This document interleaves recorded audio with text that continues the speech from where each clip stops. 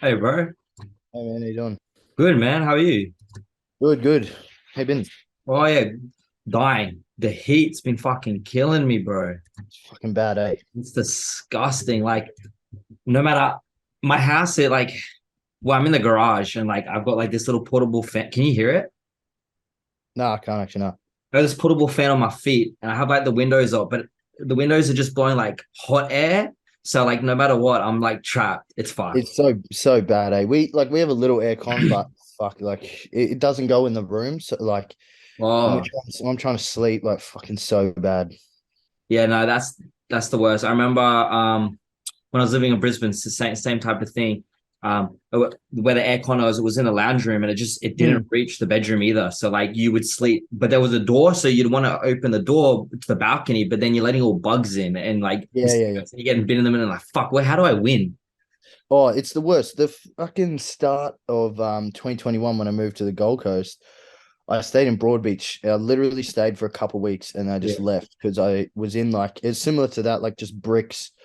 And it was just a brick box, no windows. Uh, Oh, and I was like, what the fuck, bro? So I got a fan that just, yeah, blew hot air yeah. on my face, and it was just the worst. It's like an oven almost. I was fucked. Yeah, it was so That bad. way. How's training? How's prep? How's everything going? Yeah, it's good, man. So, like, first real kind of like food drop last week. So I've been dieting for like a week now. So Yeah. fucking, yeah, like, but I've started to feel it for sure, like this, this last week and a bit. Yeah. Hey Sam, how are you? Doing all right. How you doing? Yeah, good, Yeah. good, good. Mate, you're looking jacked in your singlet. It's just the cut. No, he's just jacked. He's wanted to show off, flex on all of us. No, no. It fucking I had a shirt on, but it was just too fucking sweaty. So Yeah, you keep saying that. I It's just too couldn't hot. sit in it any longer. Then I'm like, I got to change into something. So I've been running the aircon for the last hour Lucky, and lucky, lucky. put a fresh one on. How we doing, boys? Good, good. Just like you're saying, dying with the heat, man. It's fucking atrocious. Yeah, she thick. And She you're thick. coming up this way next week, eh, Jake? Yeah, yeah, yeah, yeah. I was gonna come up and get a training session with you, Yeah, I'm so keen. so it should be good. Of course, I Yeah. chose chest. You're gonna kill me, but we'll be Well, good. it's barely even chest. Like it's mainly arms for me, man. Oh, But really? if you Okay. want, we'll swap it around and we'll just do a full chest day if you want. Yeah, that's fine. Like chest and try. Like my that day for me is I do incline hammer strength, incline low to high fly. So I do four chests, two shoulders, and then triceps. So like dips and cable push down. So Yeah, it I'm was that. happy to do with Yeah, it, whatever you want to do. yeah, we'll do that. That'll be good. Yeah, Easy. Where you training? Riggs? You gonna yeah, be it out sounds there? good, man. Yeah, where are you Yeah. staying? Me? Yeah, Nowhere. I was just gonna come up for the day. fuck. Yeah. Because Fucking Christ, man. there's a bookstore up there that's only selling my books and stuff. So I was gonna go up there and because it's been a while, and then I was like, fuck, while I'm there, I've been wanting to train at Riggs, and I'm like, I need to. When I saw you two training together, I was like, fuck, I'll tee up a session because I've been trying Yeah, to do this what do you call it, new content thing where I want to like train with athletes and stuff alongside the podcast and kind of show that because we all enjoy that's a training. good idea, man. Yeah, Um, and then a couple of people that I went to do they ended up traveling, so I'm waiting for them to come back. And so I was just like, fuck. And I'm like, I wanted to wait to train with you guys until I had a bit more food in me now. So now they got a bit more food in me. I think I should be able to hold my strength a little bit. So I was like, yeah, cool. hit you Yeah, both up. we can train at Riggs if you want, man. That sounds good. Awesome, awesome.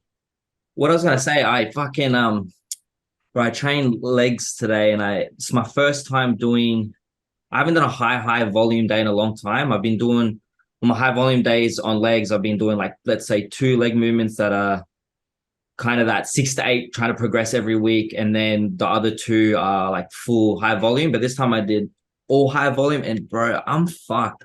It's disgusting. I actually thought I was Yeah, gonna throw up. it's super fucking painful. My first ever leg session I did under Justin was so bad, man. Like it was fucking. It took me like 3 hours, bro. It was the most high volume fucking session I've ever done in my life. Like How many?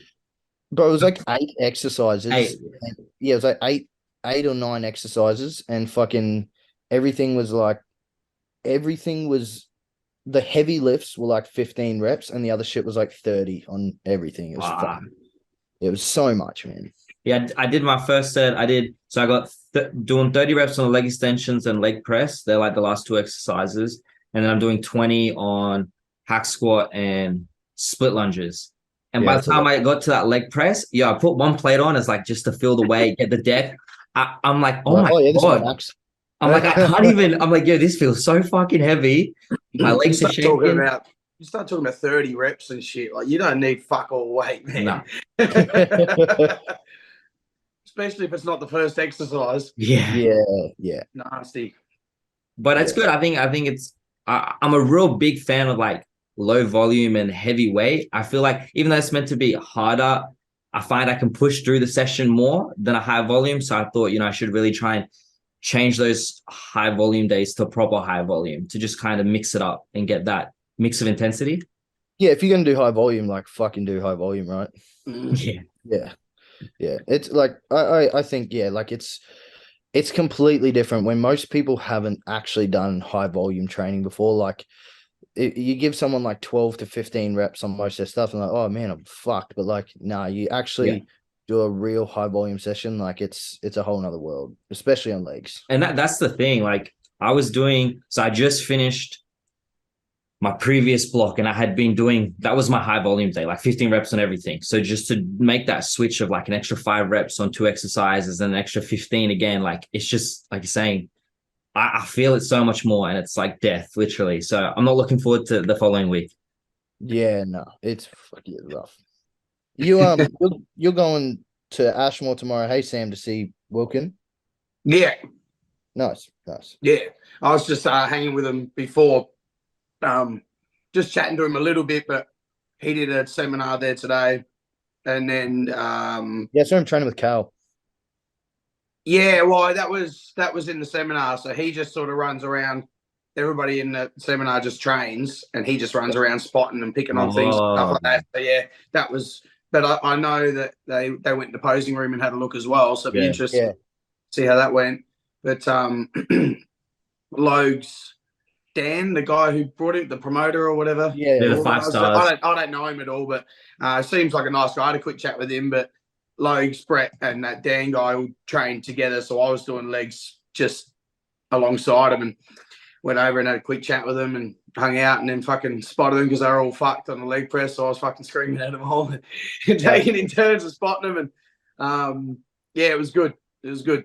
that's I made him fucking do an extra plate on the leg press. Fuck yeah. Yeah, cool. Was Well, he was he going pretty crazy? Was he? hey, Was he training hard? yeah, they're good, man. Yeah, they go for it. They do it the way you're supposed to, Like Yeah.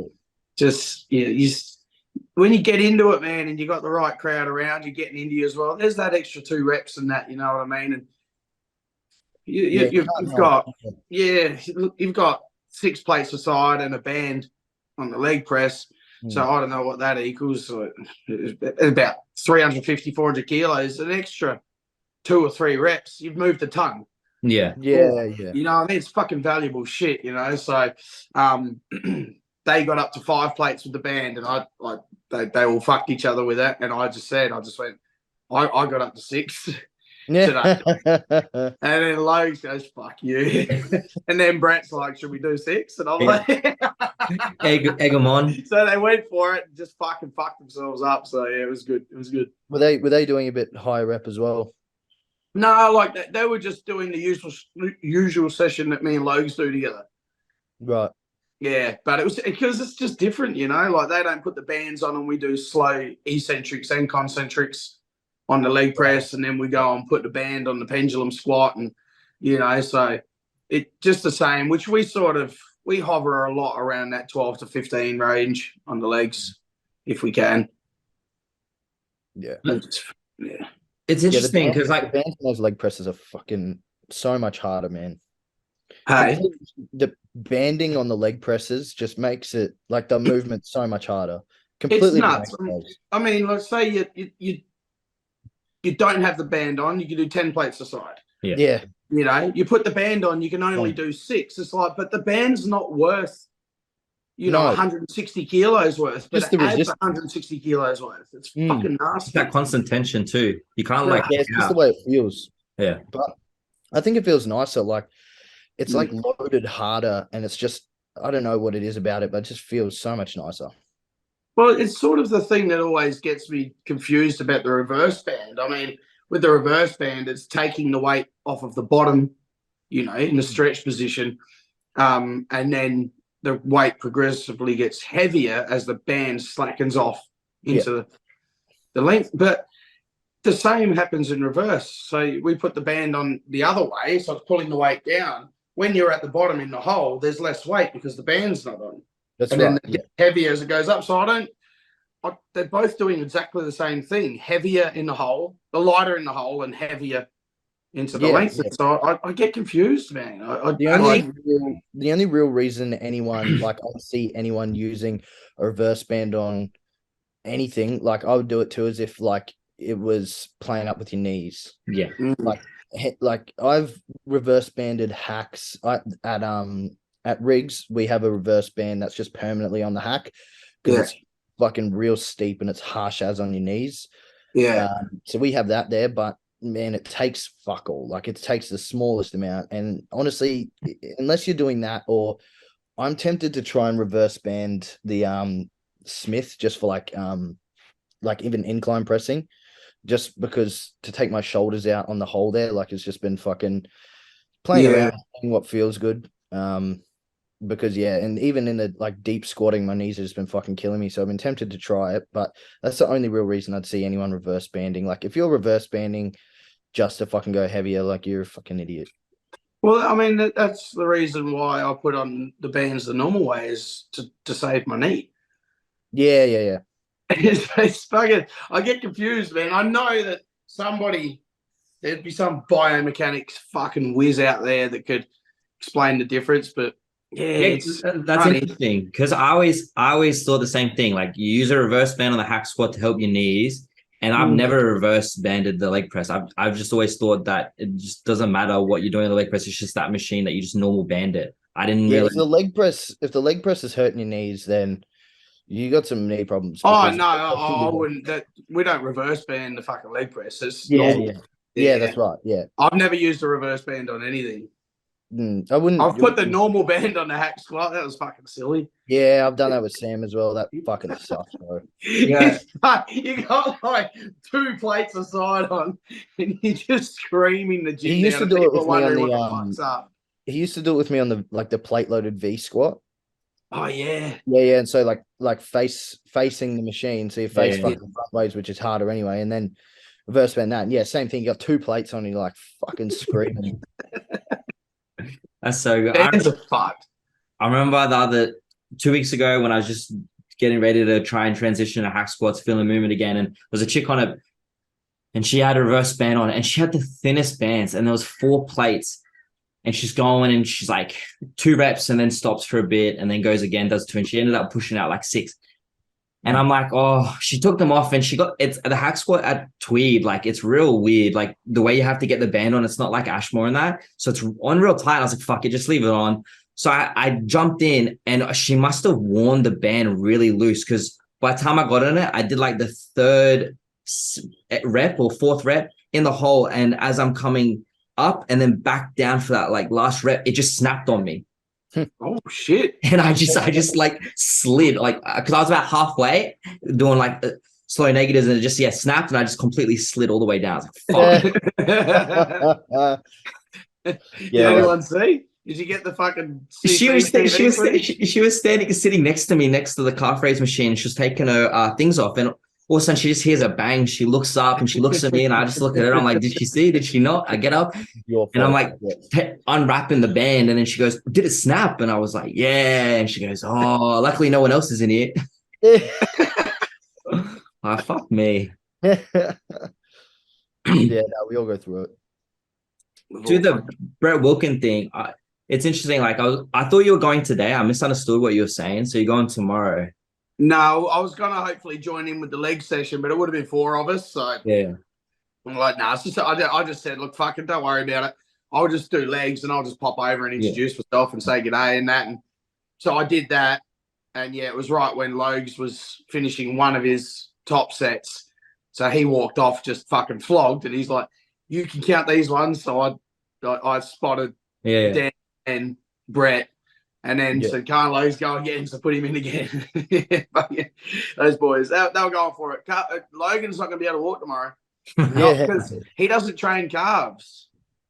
Yeah, no. No, and Brett started with like 6 sets of calves. Fuck. Yeah, they all do. Gonna have huge dongs tomorrow. Yeah, his calves are going to be fucking butchered. His legs will cop it because we go pretty, like the leg sessions are pretty similar to what they were doing. Maybe a little bit more intensity because of who's there. But his calves are going to be fucking butchered. You got the actual seminar tomorrow, eh? Yeah. 9 to 1. Yes. Like speaking of that seminar, like it's interesting. I was having to think about because I was going to go and I was like 250 and I was like, oh, I don't know. And what kind of made me hesitant about it was like, I understand you to me, you're essentially paying to see him. Like I like Brett, but if it was someone like Samson or, Hollingshed, Ian, I like them more. So I would get that. But to me, like how much information can a pro tell us that we already hear like on their Instagram, on their YouTube, we're kind of circulating the same information all the time. So did you hear any of the seminar? Like I'm just interested in like, are you really going to be learning anything new, or is it more just the experience of, I guess, training with him or seeing him in real life in that regard? You're more paying for that, like a meet and greet type thing. I mean, there's a lot to it, like really. I mean, like one, I don't care if I hear the same information I'm already doing. So it's valuable to hear that I'm on the right path. Okay, yeah. And that the moves I'm making, the way you're eating, the way you're training, the drugs you're choosing, whatever it may be. It's good to hear that from the top guys who are way better than us, light years in front of us, are doing the same thing. And you're like, fuck, that was worth it. Like it's worth to go, look, keep going. We're doing the right things. It's just a matter of time and effort now. And then Big Z. Then there's also, who comes to Australia, man? Like, who's lining up to come here and hang out with us fucking idiots? So support them, and maybe someone else will join in. Maybe someone else will be like, fuck, like Brett went down, and by the time he did all the seminars, I paid for his flights, accommodation, he got a free holiday to Australia. So then maybe some other names will join in and want to do it, and then. The same thing. It's nice to finally fucking meet someone. Like we've got a lot of pros here, and there's a lot of good guys, but it's just as far as people who have done the circuit, who have been around and done a lot, it's just a handful, So it's nice to be. Not many here that are actually doing stuff like that's. It's hard. A name in the industry anymore. Yeah, so it's just nice to meet another one. Yeah. And, if it supports him and helps him live his dream, I like, fuck it, what's 250? It's a tax deduction. Yeah. And yeah, fuck it, why not? Yeah, in that regard. I was talking to Sam about this the other day, Jake, like when we're training, I was like, man, like, the reason, because I said the same thing. The reason I didn't go was I was like, I don't think I'm really going to pick up any information that I don't already know or don't already think, especially working with Justin now. I'm like, it's these American guys that they're probably doing very, very similar stuff. And then because who's Brett under? Matt Jensen. Jensen. Yeah, that's right. Yeah, I thought so.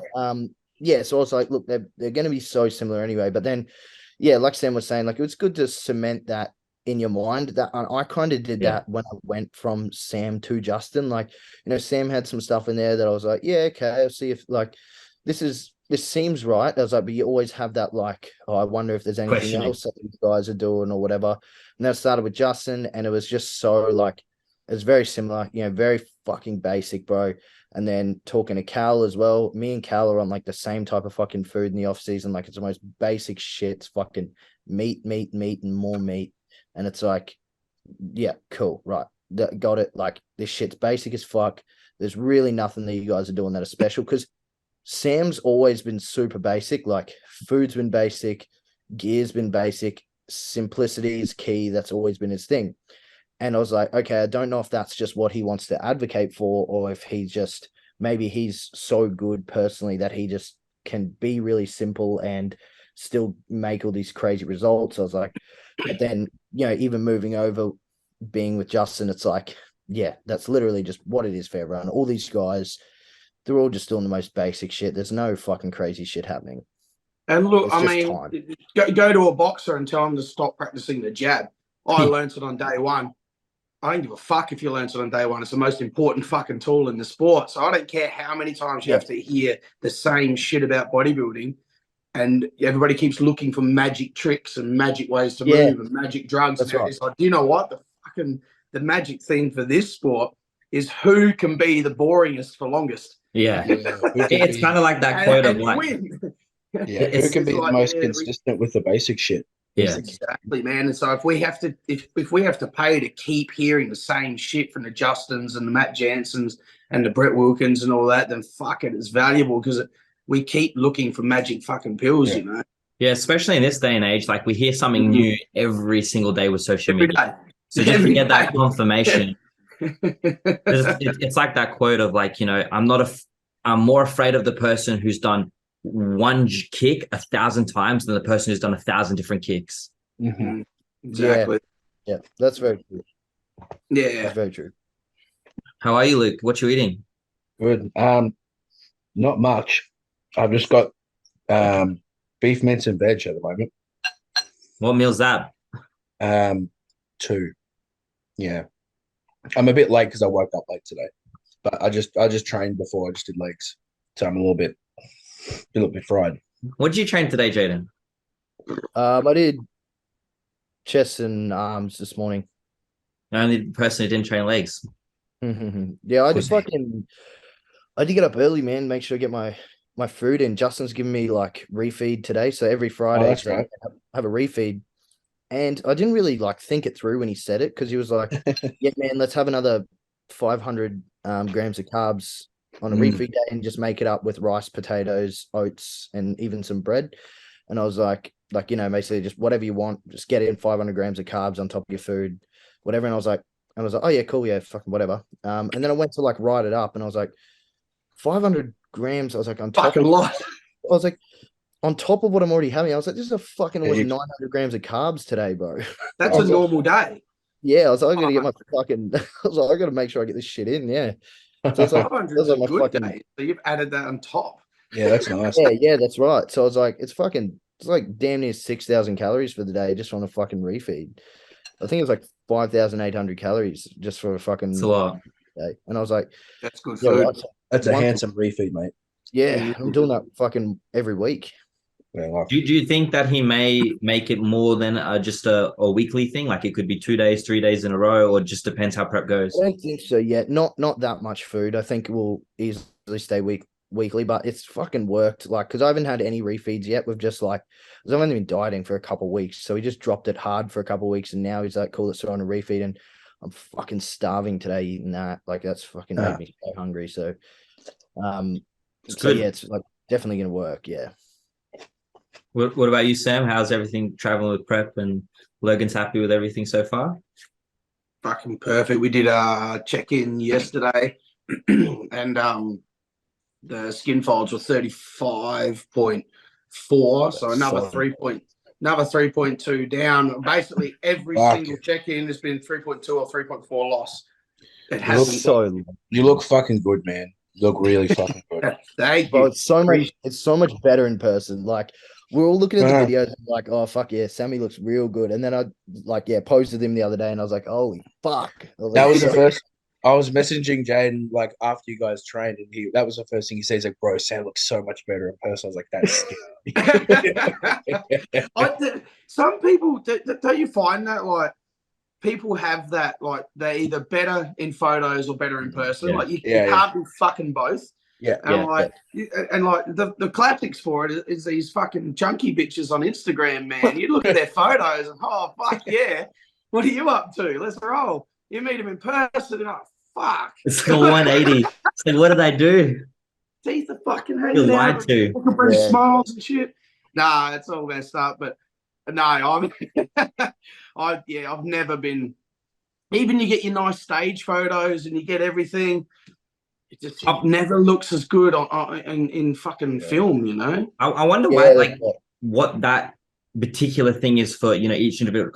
In my opinion, I'm a bit the same. Like, when I posted the thing up the other day and tagged you, like, that looks shit. Like what I was seeing in the mirror in person, it's way better. Looked way better. And I was so hesitant. I'm like, no, this doesn't look as good. Why is it not translating? So it's like, what do you think that is? Like, do you think that it's just skin texture, skin, or? I think most cameras find it difficult to pick up what the human eye can see. Yeah. The human eye is just so complex, man. We've got so much more depth and like color perception and whatnot. It looks so much better when you're actually looking at something physically. Through a camera, it's never the same. I think these cameras are designed to smooth things out a little bit, so everyone loses a wrinkle in the face, But then we're trying to see every fucking wrinkle and line. I want every crevice. Yeah. And then it depends on what you send it through. So I've got a friend, and everything I send them is through text, because if I send it to them through Instagram, it loses so much fucking. Yeah, they need to fix that. I don't like. You're a $1 million, $billion company. How, like, you're owned by Facebook? How have you not fixed that issue? Yeah, I don't know, man. And you change all your settings to upload in the highest resolution and everything. Yeah. But the thing is, like, I'm sure we all do the same. You just sort of remind yourself. You go, look, everybody I know that's in this sport knows that we lose a bit of conditioning, so they'll know what's up, If you can look good on an Instagram post, usually you'll look pretty good on normal checking. That's the thing.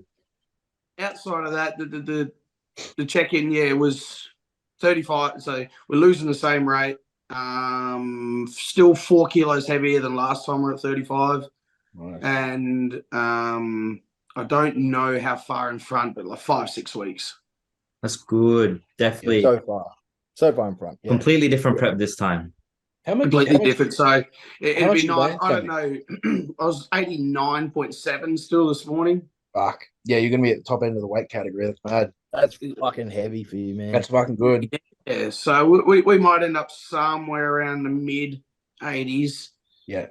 And then just bring the food up that little bit, and just hold it, stay healthy, back off all the cardio, back off all the shit, and just, just live lean and just let everything tighten up. But I can stay healthy for a long time. Like, I remember doing 2019 with the 2 shows, but there was a 2-week gap. So I did a practice peak week for states, week off, practice peak week for nationals. So I did 4 peak weeks in 5 weeks, and my body got better and better every single time. Yeah. It's really weird, really strange.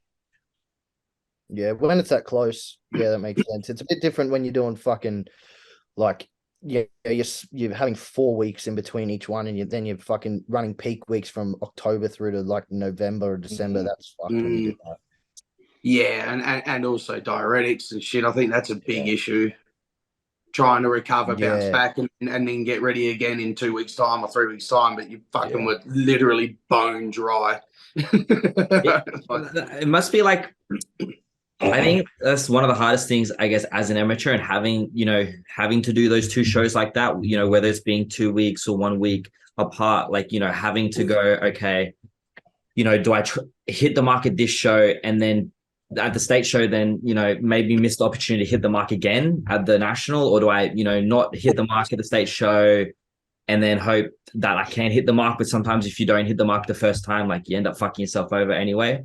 That's what I thought as well. Like, when I was first getting into it, and like, because coming from an athlete background, you had to like actually do that because of your like CNS and shit like that. Yeah. And like when we'd compete over, like, if we're racing over like a 2-day fucking competition or whatever, like, you'd have to really fucking be strategic with it and shit like that. And you see the guys even at the Olympics and shit, like, they'll pull it short and like they're like preheats and semifinals and shit, but it doesn't work like that in bodybuilding. Like, if you peak your best at the Queensland show, you'll just tighten up again, even better for the fucking national one. Like, you always come in your absolute best.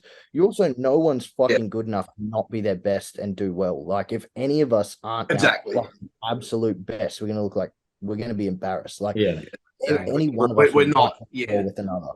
Yeah. not So- that exceptional where we can come in off and just expect to beat people. Because No, some it little is. fucker who's got a pretty good shape and a pretty balanced physique is going to be peeled out of his dick. And Yeah. well, welcome to bodybuilding. He beats you. Yeah, that's right, bro. I wasn't even like off. I was just a little bit flat in juniors, and fucking George's condition blew me away. I'm fucking 12 All of kilos us away heavier the than him. cunt. Yeah. Yeah, He looked good, eh? His conditioning was fucked. yeah, and that's right. Like, just so you can't ever afford to not come in like your Yeah. absolute fucking best. And Yeah. if you don't come in your best, then it's still going to be a grind to get to your best for the nationals. Like, Yeah. if you come the best at Queensland, you'll come in better than that. That's But- like nationals. So the The more only difference is it won't run a diuretic in the state show. Yeah, I mean, yeah, that's right. And I don't even fucking like me personally. I don't think I need one at all. I don't want to take one because it flattens me out too much. But I did a third for nationals. yeah, I did a half, and I woke up like a fucking pancake. That's not good. I woke up and I was like, oh, I don't have a single vein. Perfect. Mm.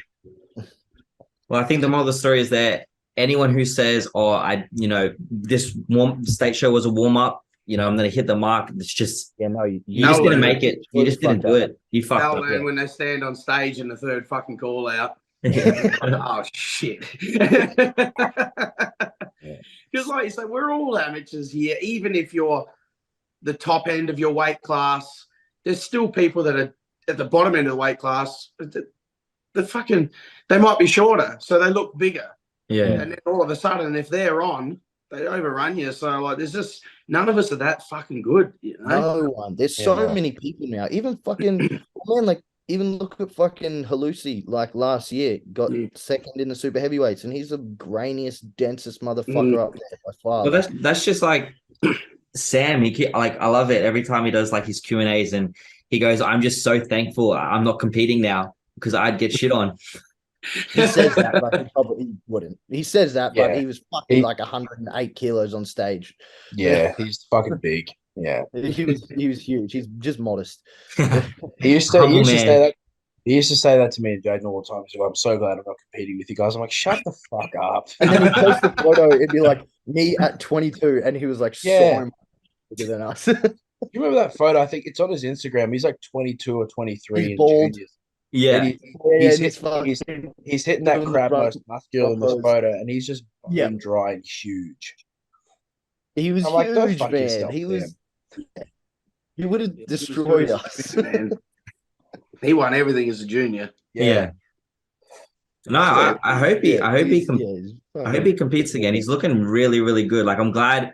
It's interesting. I was having this conversation with my mom actually, and it's interesting when we talk about, for example, Sam and how he did what he did while having Crohn's disease and having no idea, and then fixing it, and you can immediately see within like the month that he's been doing the updates how much of a difference he's made, and let alone how healthy his body's looking due to like It looks great. digestive and gut health. Yeah.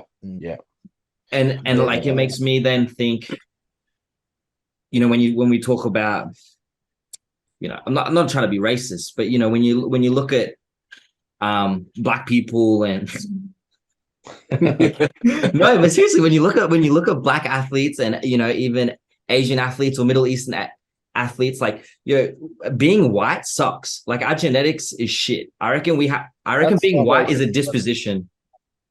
Yeah, I'm racist against white people. So the best way is to be white with a sprinkling of other race. Yeah, A little bit of exactly. Middle Eastern in me. Then you're set. Then you're multicultural, yeah. Yeah. Yeah, I've got a bit of Maltese in my eyebrows, a fucking bushy cunt. So yeah, that's about all I got. That's the 1% that you need to make you more anabolic. Well, I'm That's true though. Like fucking, there's no fucking white guys doing well. Like, not as well as we'd like in fucking like Nick Walker's an advocate for all of us at the moment. Well, Yeah. Derek Lunsford. He's doing the best. Like, but yeah, man, like it's fucking in Australia, even like, obviously we have a lot of just white guys here, but we have a lot of both. When the bodybuilding shows, like it's a lot more white guys than compared to America. But yeah, they're not really doing anything with it anymore after turning pro. Like, there's just not a lot of guys actually, I feel like, pursuing a full career from it. Because it even goes into like when you talk about um just like more, to get a look, like when you think about people like Branch, to get that look, he trained with super heavy intensity. He was always maybe a bit more injured, or when you look at people like James Hollingshed, like they are that particular look that a white person has, but the level that they have to train at, I think, is different when you look at people like, for example, Dexter, Samson, all those really top athletes there that are like that different race that are able to, not train, maybe still have that intensity, but it's just not the same level, but it creates a better look almost. Yeah. So Yeah. hard to say. I mean, we don't. You know what I mean? Like, look, we'll see. Like now, Andrew Jack is training with Psycho Lewis. That's going to be basically 6 weeks of that motherfucker is going to put him through his shit. Yeah. And we'll see. We'll see. We'll see. It could be a really fucking interesting contest. Yeah, we see what Chris Lewis did to Roden back in 2018 when he was training with him. Like, he looked fucking nuts. I've seen his sessions, man. He fucking brutalizes him. He's fucking nasty, man. Like, it's good. So, like, you might be able to like find a few examples of people like Branch and that, and go see how hard they go. But look at what Ronnie was doing. He was training hard as well. What Sean Roden was doing with Psycho Lewis, and then what we're presuming Andrew Jack is doing now. So, just because we don't see a lot of content from them doesn't mean they're not training hard. Yeah.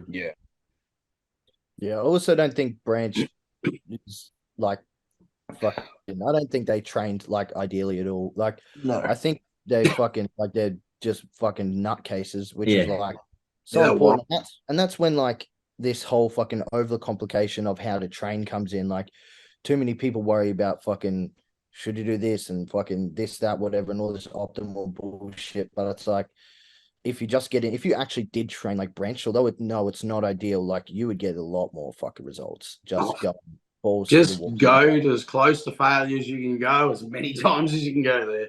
But I think it's that intensity that people are missing because they're so focused on, what technique, what biomechanic, what this, 100%. What that. Look, there's some exercise you got to like. If I want to do a lat exercise, I need to put more concentration in, because the connection, I'm still learning it even after all these years. Then there's other stuff I can just fucking slang it. Like if I do shoulders, I don't got to think about shit. Like they're on, and I can make it as ugly as you've ever seen. And I'm breaking all the textbooks on how to do shoulders, but that's my best attribute. But I have a good connection with them. Yeah. The difference as well, Sam, is you're not fucking concentrating on your lats more and taking shit real slow and easy and light. You're just figuring out how you're going to feel them the best, and then you're ripping in and going as best you can, still to failure and shit. But like, too many people are just going like, good squeeze, all right. Cool, it's true. I get you for sure. Yeah, it's interesting. So many different opinions. I think, after hearing it so many times, us talking about it, it really is just like, as long as you have that intensity, it doesn't fucking matter. That's the biggest thing and the biggest factor. And if you're progressing, train however you want. If you want to get big, that's what you have to do. You have to have the intensity. If it's not there, I'd 100% say that it's the biggest factor. Yeah. Well, it's like you can, and this is the way I explain it too, because I've got a guy, Joel, who's getting ready for an ICN show. And the thing I've had to kind of try to drill into him is that, because he's a very plastic dude, which is a great quality outside of the gym, but when you're training, it's actually a bit of a weakness. And I've said to him, like, the way you train, like, your connection and execution might be bang on, but if you're not training intensely, like, you're not going to burn many calories doing that. Like, you're not going to get shredded from like training, like, I don't know, Eugene Teo, for example. Like, you're just not. Yeah. Like, but then there's a reason why guys like Branch and now Martin, who trains under him, get fucking peeled out of their mind. Like, their training might not be optimal as far as like injury prevention or necessarily activating every single fiber that is ideal to, but the way they train is just fucking nuts. You see how much they're sweating and how much effort they're putting in. That burns calories. Like, And I've yeah, noticed it's that. more aggressive. I mean, just look at walking the treadmill versus a stairmaster. I mean, they're both theoretically the same, but one is a lot more aggressive and burns fucking 4 times the calories. Yeah.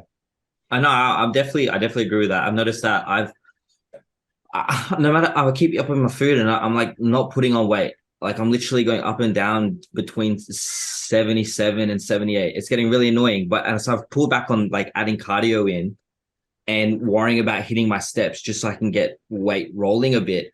But because I've kind of got to that point, like we're saying now, just really focusing on just having the intensity per session, I think that's keeping me at, like you're saying, I'm still, burning more calories, even though I've cut the cardio, I've cut the, the steps and worrying about that. Yeah, that's how it should be. Yeah. Well, what I thought, because we got Sam on now, and then we also have a new contender in the Arnold, we could go through and adjust out, because on the last one we wrote who we thought was going to place top 5. Predictions. Yeah, so I thought we'll get your prediction and maybe we'll settle on what the loser may have to do, and all right, I'm gonna write this shit down. Get add Rami in, because I'm sure Rami will probably place top 5. Yeah. Rami's fucked. It's either be 5th or 6th. Well, we're gonna go through some names, and I'm gonna have to think. I agree with what they were saying on the podcast, like the other, I know, fucking one of them, and how like I don't think it's like a conditioning issue with Rami anymore. I think it's a general fucking body issue that his physique is just fucking fighting back. Well, who we got? Nick, Samson, Andrew, Sean, Kamal, Rami, Patrick Moore, Akeem. That's it. There's one more person, but Patrick Moore. No, I said Patrick. Okay. It's Nick. There's 9 contenders. How many people do you have? 4, 5, 6, 7. I've got 8 here. Read them out again. Oh, Bonac. Oh, that's it. Yeah, I think, look, you can only eat maximum amount of food, train maximum amount of weights, and get shredded to the maximum point for so many years. Yeah. And look, we've seen the same thing with Ronnie Coleman. Like, there's a eventual point where you can't be as good as you used to be. Jay Cutler, I think you're right. I think Rami's past it. He can't get it back. Yeah. The body's just fucked. It's been 20 years of just lifting and I've heard he's ridiculously strong. So he's just moving massive weight. He's a massive man eating massive food. Got shredded X amount of times. I think you're right. I think he's just he was going to Dubai to get what's it called? Blood, whatever.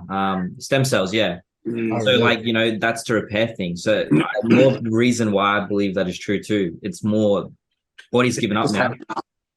Just had enough. I mean, and then everybody's like, "Oh, Andrew Jackter's old and Samson's old, and Justin Shire's old and that," but they're not long in the game. Yeah, they just started. They've only been eating massive food, lifting massive weight, and been peeled a handful of times. Yeah. So they only started that at 35, 34, 33. So, When you look at someone like Samson, I think in 2012, he looked like a completely normal skinny dude. Yeah. Like, he's put his size on very, very quickly, which speaks to his work ethic and genetics. But like you said, Sam, he hasn't been like actually actively competing as a pro and really pushing hard for that long, if you think about it. Yeah, exactly. So Rami's been at the Olympia for 10 years. Yeah. Since 2012. Wow, 10 Olympias. Yeah, and Samson's only, like you said, just started training 10 years ago. Yeah, so it's I think you're right. I think Rami's gone ski now. Right. Well, do you want to start, or do you want to have a think about it, Sam? I'll fucking start. We go Nick. Yeah. Samson. Yeah. Andrew. Clarita, Sean, 4.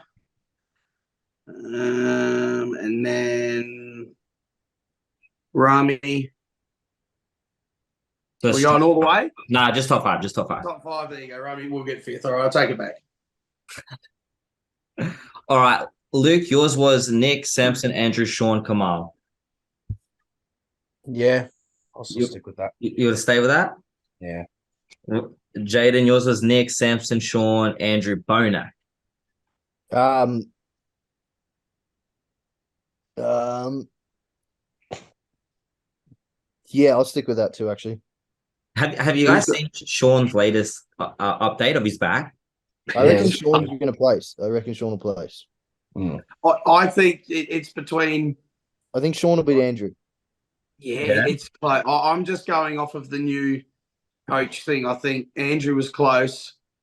I But just don't Sean- think Andrew's got enough time from the Olympia to the Arnold to actually get his posterior where it needs to be. I don't think Mate. that's enough time to get his hammies in Like- compared to how fucking peeled Sean will be. But mind you, like Chris Aceto versus fucking old, what's his fucking tits that was coaching him a lot. You know, Farah. if you were to look at say Andrew Jacked with Chris Aceto and go, cool, here's a photo of him. He's 5 weeks out. Well, that's how long he had. Yeah. He was definitely in 5 weeks out shape. Yeah. So Yeah. good. I think Aceto's gonna completely bring his physique to a new level, especially over the next year as well. But yeah, I think it's gonna be super fucking interesting to watch. I think Sean's just gonna be too fucking. He's never misses. Sean's hard to beat, bro. Yeah. Very hard. never That's misses. this little fucker on earth. He's That fucking- back shot that you were talking about, Jake, though, like that's That was wild. Like I agree by the statement that he is a 5 foot whatever Ronnie Coleman. Like He's the closest thing we got, man. fucking disgusting. I'm pretty sure him and Scotty are the same height. Real? Yeah. Short bastards. Sean Clarita's that photo is at 86 kilo. That's big. Big when you're like Wow. 5'1". That's big at 5'1", bro. Yeah. And peeled. Yeah. Do you think he can push? Do you think he's really maxed out his physique? Like you don't think he can get heavier? Maybe Well, a maybe kilo. Find heavier, out. well, not by much, I don't think. Yeah. He's Like probably going to be on the what's it called? The Arnold stage, maybe between 83 and 85 kilos. We're going to see what it looks like. Mm. yeah. Because I'd say, when you're like- 5'1", that's a big motherfucker. Like if he keeps going, he'll only add like density, but Yeah. I'm sure his weight will go up just from having continuously like more mature, denser muscle, but I can't Yeah. see him getting like bigger per se. Yeah. No, like you look at Sean, he looks like he's about to fucking explode half the Yeah. time. Yeah, he does. He's so so rounded, fucking round, tall, bro. like especially in his off season, he looks like his head's going to explode. Like especially when he hits his like, he'll do like his front most muscular. I'm like, There's you no can't. Just a ball, a balloon that's about to pop, Yeah. literally. yeah. But did anyone see the what's his Andrew Jack updates? The Yeah. side chest and that? Yeah, I saw that. He Yeah, has.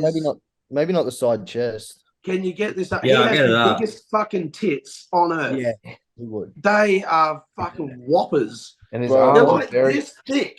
his I'll arms never are get very, very over round too. when- I'll never get over how fucked watching the press conference was when like all the guys are walked out. standing out there, Rami's out there, Ian's out there, and then Andrew walks out and makes Rami look like a fucking 12-year-old girl. I was Have a like, look at this guy's tits. Yeah, that's so big. bro. Yeah, That's crazy. Jesus. look how just Christ. round his arms are. Get that Like, in that his is physique. thick. That's 3D, man. That's very 3D. Like Yeah. they're whoppers. He's gonna be one of the largest humans like on a Oh. bodybuilding stage ever. But Yeah. but I think it's just like Jaden was saying, it's gonna come down to, the reason why he has, place where he did at the Olympia and stuff like that. It's the posterior. I don't think there's enough Agreed. because he's been literally prep after prep after prep. He did 2 shows, the Olympia and now the Arnold. Yeah. I think it's gonna be well improved. But I don't think he's gonna be Sean Clarita's standard of improved at all. Like he's already almost impossible better than. And yes, there is the size, like a big size discrepancy. Like he's fucking over 100 pounds bigger, but it's still like just Sean's I more don't think they're complete. gonna award Sean- that over.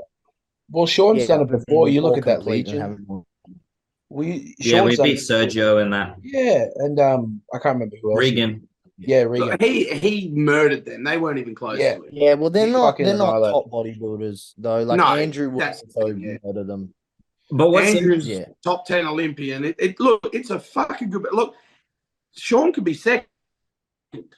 Like literally, Yeah. he's good enough to fucking be second, and his shape is way better than Nick's. So there's a case if everything's perfect, he's gonna plead a case where people will be like, "Holy shit!" Like he's worth having in the middle for a tick just to let everyone stand around him. Yeah, they'll probably put him in the middle, I'd say. Yeah. At one Yeah. point, they'll put him in the middle, I reckon. He'll definitely be in there. But Yeah. then he could end up fifth because everyone's bigger than him, and we and just that's what it really yeah. depends on. If what they're going to play in that regard is because everyone's so much taller than him that it I just think doesn't whatever matter. the judges do for this Arnold's will like make a decent statement. Yeah. Are you talking as in regards to the 212 division?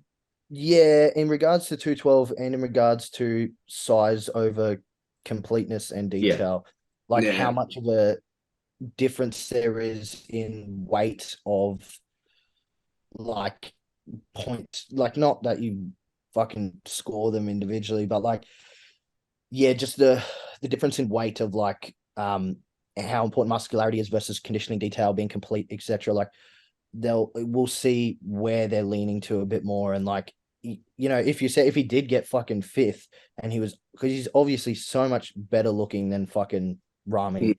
Yeah. Like he 100% deserves to beat Rami's Olympia appearance. And like if he didn't, then that's like a pretty big call by the judges to say like, nah, if you can outsize him by that much, we still would rather that kind of thing. I think The other thing is too, I mean, look, they may have a way that they're thinking of going, but then when you're standing next to each other, yeah, it's all flipped on its head. And then next thing you know, you're like, holy shit, the little cunt's in second place, you know, like, or like you say, yeah, you can look at it and go, yeah, he's more complete and yeah, he's harder, but I just can't see him beating these guys because now I see them all together. The size is so overwhelming. Like they're better bodybuilders as far as being an open category goes. I don't think it will really look that different in person though, because like even when what fucking we post, Sam, like I know it's not the same, but like, you know, I'm fucking kilos heavier than you are, and fucking I don't look bigger at all. No, yeah, like probably our size. So I think it's with the shrunken height, it comes across. Yeah, but that's what I mean. Like you wouldn't if you're measuring muscle per muscle, like Sean's not really smaller than fucking any of these other guys. Shorter. So he's still got like a 19 or 20-inch arm or whatever. Yeah.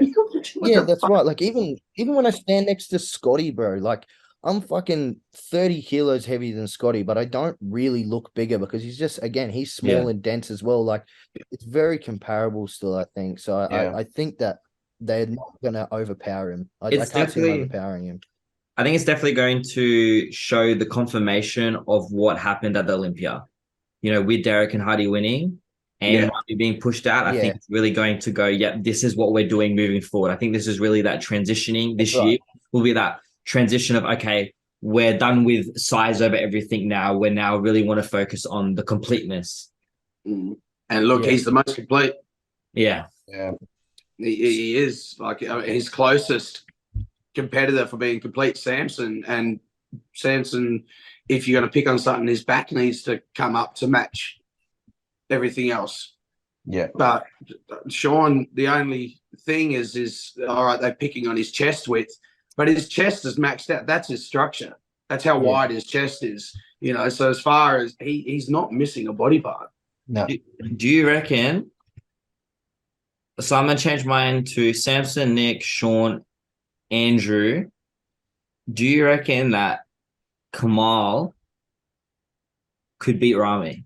Because the only thing is Kamal's legs, I know I just look like they're downsizing a little bit, but I think he'll still have that conditioning that he brought. Like, because that's the argument of that, you know, he should have beat Akeem. You know, when you think about how muscular and the size of Akeem, I think you've got a three-way between Kamal, Bonak, and Rami. And who's best on the day. Fifth place. That's what I reckon. Who can actually come full enough but because, like you say, Kamal's legs have lost a little bit of pop, but so's Bonac. But then Bonak's always better at the Arnold, always. So So I reckon, yeah, you've sort of got Rummy, Kamal, and Bonac sort of, and who's best of the day wins that trio, and that's probably who takes fifth spot. I'm gonna say for now, Patrick Moore last. unfortunately. But apparently he's made a lot of improvements though. Because he last stepped on stage in 2019. He just needs to get more thickness. He's got a very decent structure, in my opinion. Yeah, it's just too hard of a lineup. There's no fucking chance he's beating. Yeah. I think the lineup's just too hard. Yeah. So what should we do for the loser? Well, what does the loser have to do?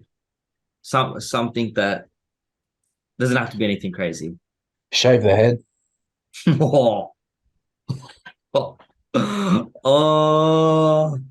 What classifies as a loser? Like the furthest from Yeah. right? The further, example, let's say we just go in order who is the least furthest away. So let's say we all got it wrong in placing, but where someone would have to be the least amount, like maybe one off. So then that person loses. Yeah. Whoever had the worst prediction. Basically. Yeah. Well, I go Patrick Moore for the win. Team second. So let's say for example, Nick wins. Then I think Luke and Jaiden are fine. And then, for example, me, Sam, and Louis, because Sam, you're fine. So it'd just be me and Louis because Louis said Samson would win. So then it would see out of me and Louis who are the closest next. Yeah. And then whoever's the last is the one. An interesting point. I mean, the posing round counts. Yeah. And then you've got your two best posers be Samson and then Sean. Yeah. Oh no, Andrew Jack's fucking fantastic as well. So I know it's not a lot of weight, but hey, if it's fucking close. Yeah. I could tip them. Never know. You don't think Nick's improvement in posing? I know it's nowhere near like a Samson or a Sean or an Andrew, but it's just I think because Arnold's such a stickler for like artistic posing. And you look at Nick Walker's as just like. Oh yeah, look, Nick's definitely improved. And I've improved in running, but I can't go against Usain Bolt. Yeah. So Nick's improved his posing, but it's not. Yeah, Samson's on another level from all of them, and then Andrew and Sean are very fucking good. But what I heard was because Ian was talking about it on the Foyet podcast was because Sergio won the best poser. Yeah. But he was still placed like way down the line. Yeah. But he did look like a bag of dicks. Yeah. So you think if you look not like a bag of dicks and you have good posing, then it's going to make a difference.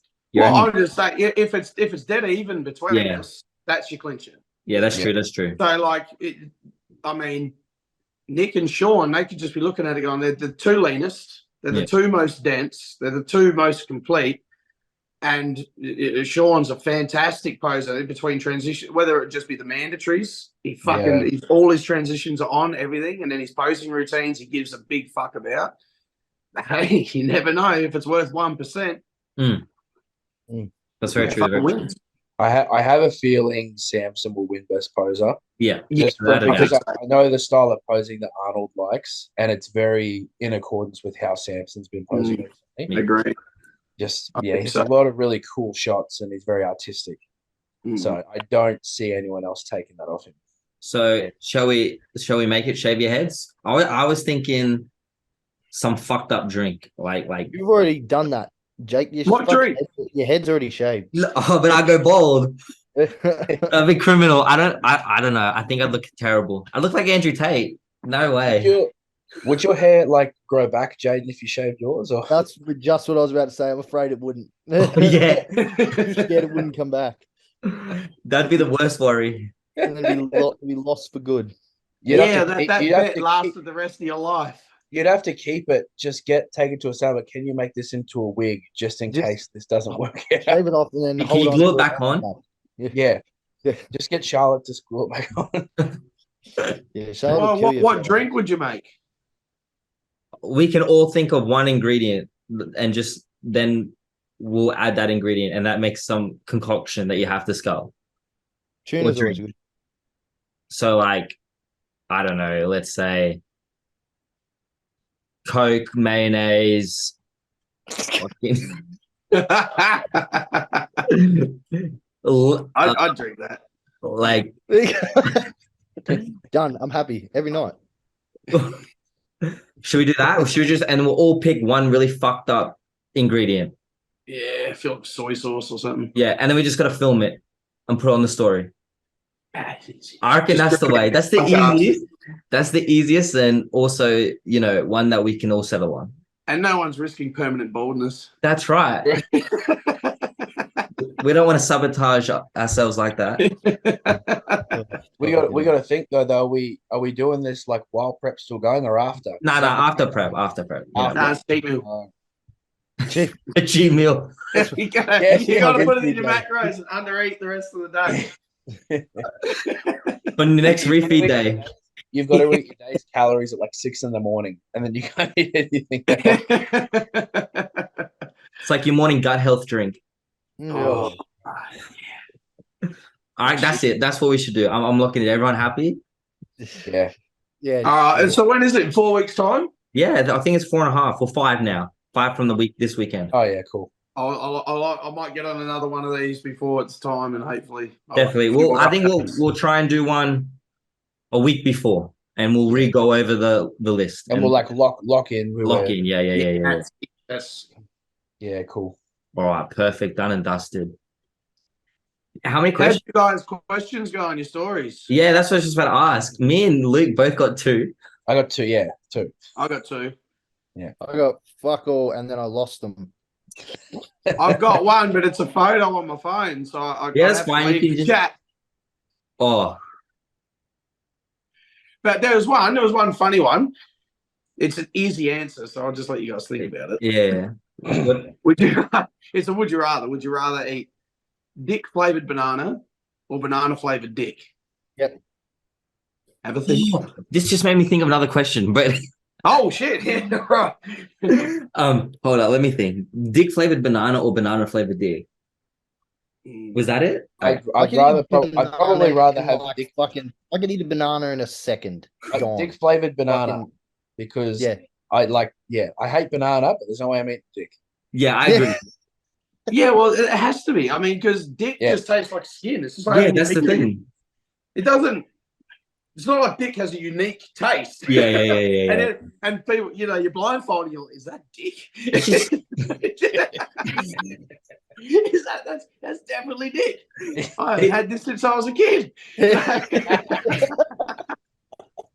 It'd be like putting your finger in your mouth, wouldn't it? Like 3 fingers, or depending on the size. So that's it. It's just a Yeah, skin flavored banana. But, so yeah, that's the easy answer. But people Yeah. think they're like, oh no, banana flavored dick. I'm like, really? You gotta eat the whole thing. For the whole dick in your mouth. Pull the strings out. Imagine that'd be pretty chewy. Could be chewy. That'd be chewy. Well, as fuck. that goes Especially if you bite it. How else are you gonna eat it? You're just gonna It's swallow still a it. dick. It just tastes swallow it whole. Like a hot dog. Well, Nah, this, you've all got the right answer because that's what I come up with. this Yeah. is perfect. This transitions into the question that I thought of just then, which is, okay, would you rather the first 4 minutes of the blowjob or the last 30 seconds Oh, you heard that, yeah. and complete it? Take the load. What? I know my answer. So it's so the first.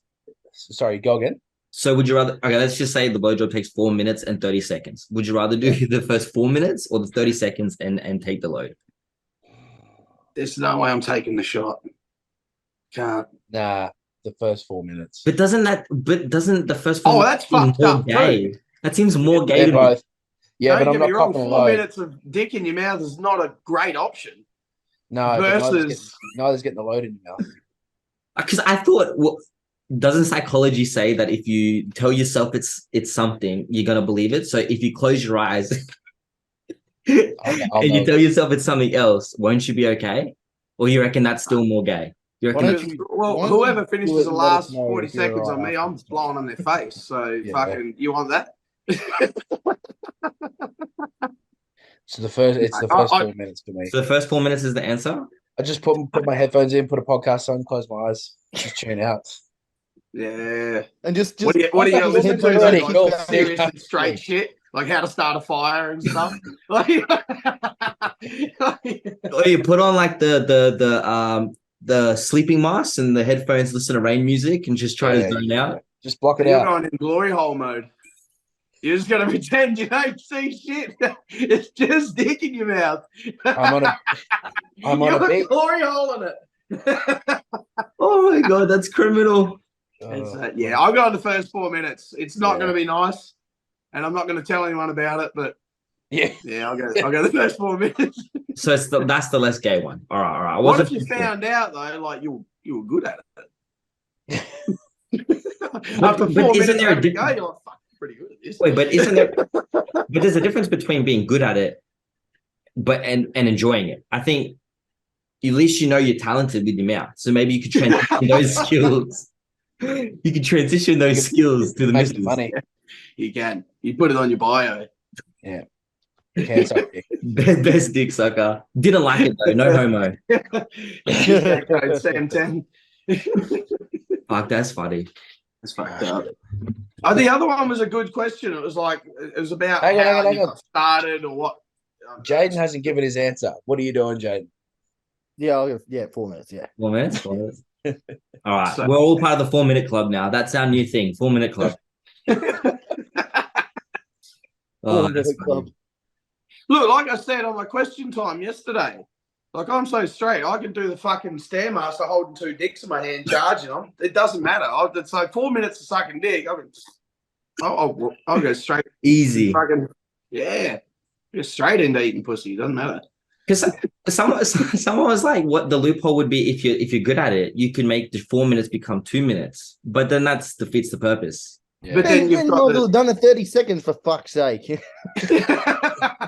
Yeah, how long since the person's last blowjob? Yeah, that's true. You wanna hope what they had one this morning. Yeah.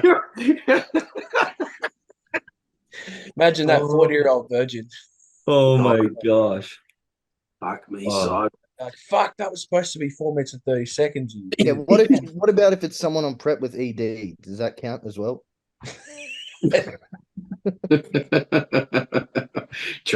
Just trend to the max. Oh, fuck. Just aggressively fucking your face. Yeah, imagine they grab the back of your head and then stuck that down. Hey, I better shave my head. I better lose the challenge then. Nothing to grab onto. Did you say? I've got another question. Quick. Wait, do you know the other question or no? I need to fucking no. I Okay, should have looked at it before. I think I've got mine here. Yeah. Well, I thought I took a screenshot of yours. Maybe I didn't. of mine. Yeah. I sent it to you on Instagram. Yeah. Oh yeah. Here it is. Yeah, go ahead. All right. These ones are a bit more serious. What's something that helped you stay on track and brought motivation on your bad days? Ooh, good question.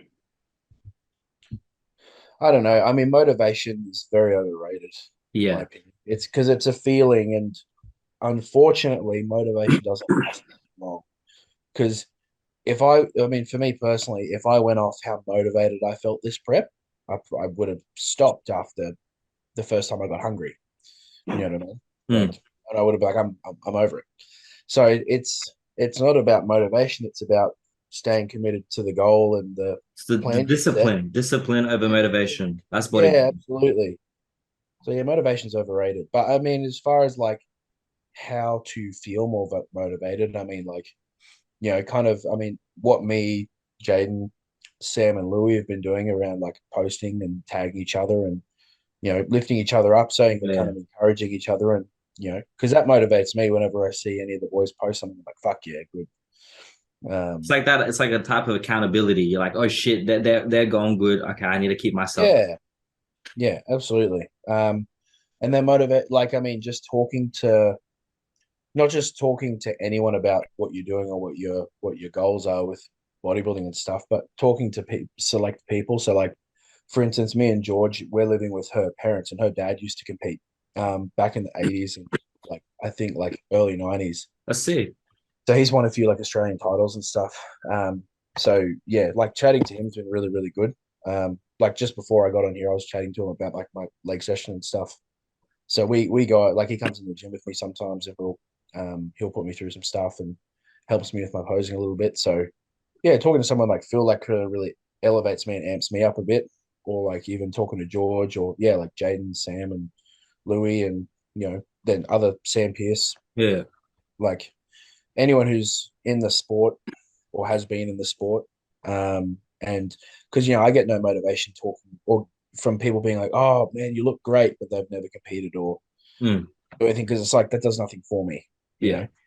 But if you get it from other people and who are actually in it with you, and they're like, no, you look good, man, keep going and stuff, you're like, all right, cool. Yeah. Yeah. You brought up a good point, like when you said, like, if I was just running off of motivation from this prep alone, you wouldn't be where you are, because the start of prep was like that for me. I wasn't even sure if I was even going to do this season. Yeah. Because it just was not feeling it. Like basically from August, September, October, I was just barely eat my food. My estrogen skyrocketed. Like I couldn't gain weight because I had no appetite, fucking everything. Yeah. So when we're considering starting prep, I was looking at it all going, this is fucking shit. Yeah. And it was through just going, look, well, either way, what I'll do is I'll go for my walks, I'll eat this food, and I'll train this many days a week and whatever, and we'll see what happens. Yep. And that's what has brought it all on to where now you're super keen every single day was literally just by doing the routine, ticking the boxes. 100%. And a point to that as well, around the time you start prep for a Season A show, but you're going to prep through Christmas. And like my birthday is 2 weeks before Christmas. Like, do you think I want to fucking prep through those times? Absolutely not. Like, it's a pain in the ass. But you just like, so again, if I ran off motivation, I had to move as well mid-December too. Like, if I went off motivation, I would have, I started prep at 23 weeks out, which had us in around mid-November or something like that, I think. If I went off motivation, I would have, as soon as December 11th, my birthday rolled around, I'd be like, fuck this, I'm good. I think that outside of bodybuilding, I think you can have motivation. Like, I think you can set motivation. You can have, set goal. I think the best way is to set goals and use the goals as motivation of like, smaller ones and big ones, long-term, short-term, and tick them off and use that as motivation. I think that's an area where you can apply motivation to your life, I guess. But definitely in bodybuilding, I think it is very more a discipline-driven. You're building a habit of consistency. You've got to be self-motivated. Yeah. And the best way is actually to see change, to see progress. And the only way you see change and progress is doing the tiny little box ticking. Yeah. And like, because so many people are like, oh, how do you do it? How do you do it? How do you do it? Like this, again, like we're going back to these magic pills. Is like, how do we do it? Is we literally have a plan and we just fucking follow it. Just keep doing it. That's literally, if we just eat the same amount every single day, after a week, we look and see what did or didn't change. So then we put less or more food in, or the same, and do whatever. Like, and because I keep doing the same thing over and over again, I get up every single morning and I can see a change. Yeah. And so I can't wait to fucking get going, Yeah. I feel like it's that first almost half of like prep where it's like it's physically not as hard, but it's mentally switching into that gear of right, all right, now those foods are now not for me for the next however many weeks. Like, going out and like, I mean, if you're into drinking or whatever, it's like, now that's not for me. Like whatever that might look like is, that switching that mindset, that's like, almost the hardest part there. But then, as you said, when your body's changing daily, because I'm the same, like every morning I wake up, I'm like, oh, cool, that line is deeper, like that's coming out more. Then that becomes your kind of daily little sprinkle of like incentive to keep pushing. Is that affirmation is like, this is working. We've got to keep going. And then there's just the other thing of what motivates you through tough days. I said I'd be there at the end. I said I'd be there on April 15th. Yeah. So it's really like, there's no pulling out. There's no fucking nothing. I said I'd be there, so I'm doing it. So and that's a huge like personally, that's a really big ick of mine I have with people that start a prep and then they pull out because things got too hard. In my opinion, like, and granted, like, everyone does bodybuilding or whatnot for different reasons. But in my personal opinion, the way I've always conducted myself, unless a family member of mine dies, I'm not pulling out of my prep. Or unless I physically can't do it, like I've been hit by a car or something, I'm fucking Yeah. doing the show. Like, Yeah. because like for instance, like last year was not an ideal circumstance for me to be prepping, and I did not want to fucking do it from 10 weeks out. But I was like, well, this is the commitment I said, and I don't pull out of shows. Hmm.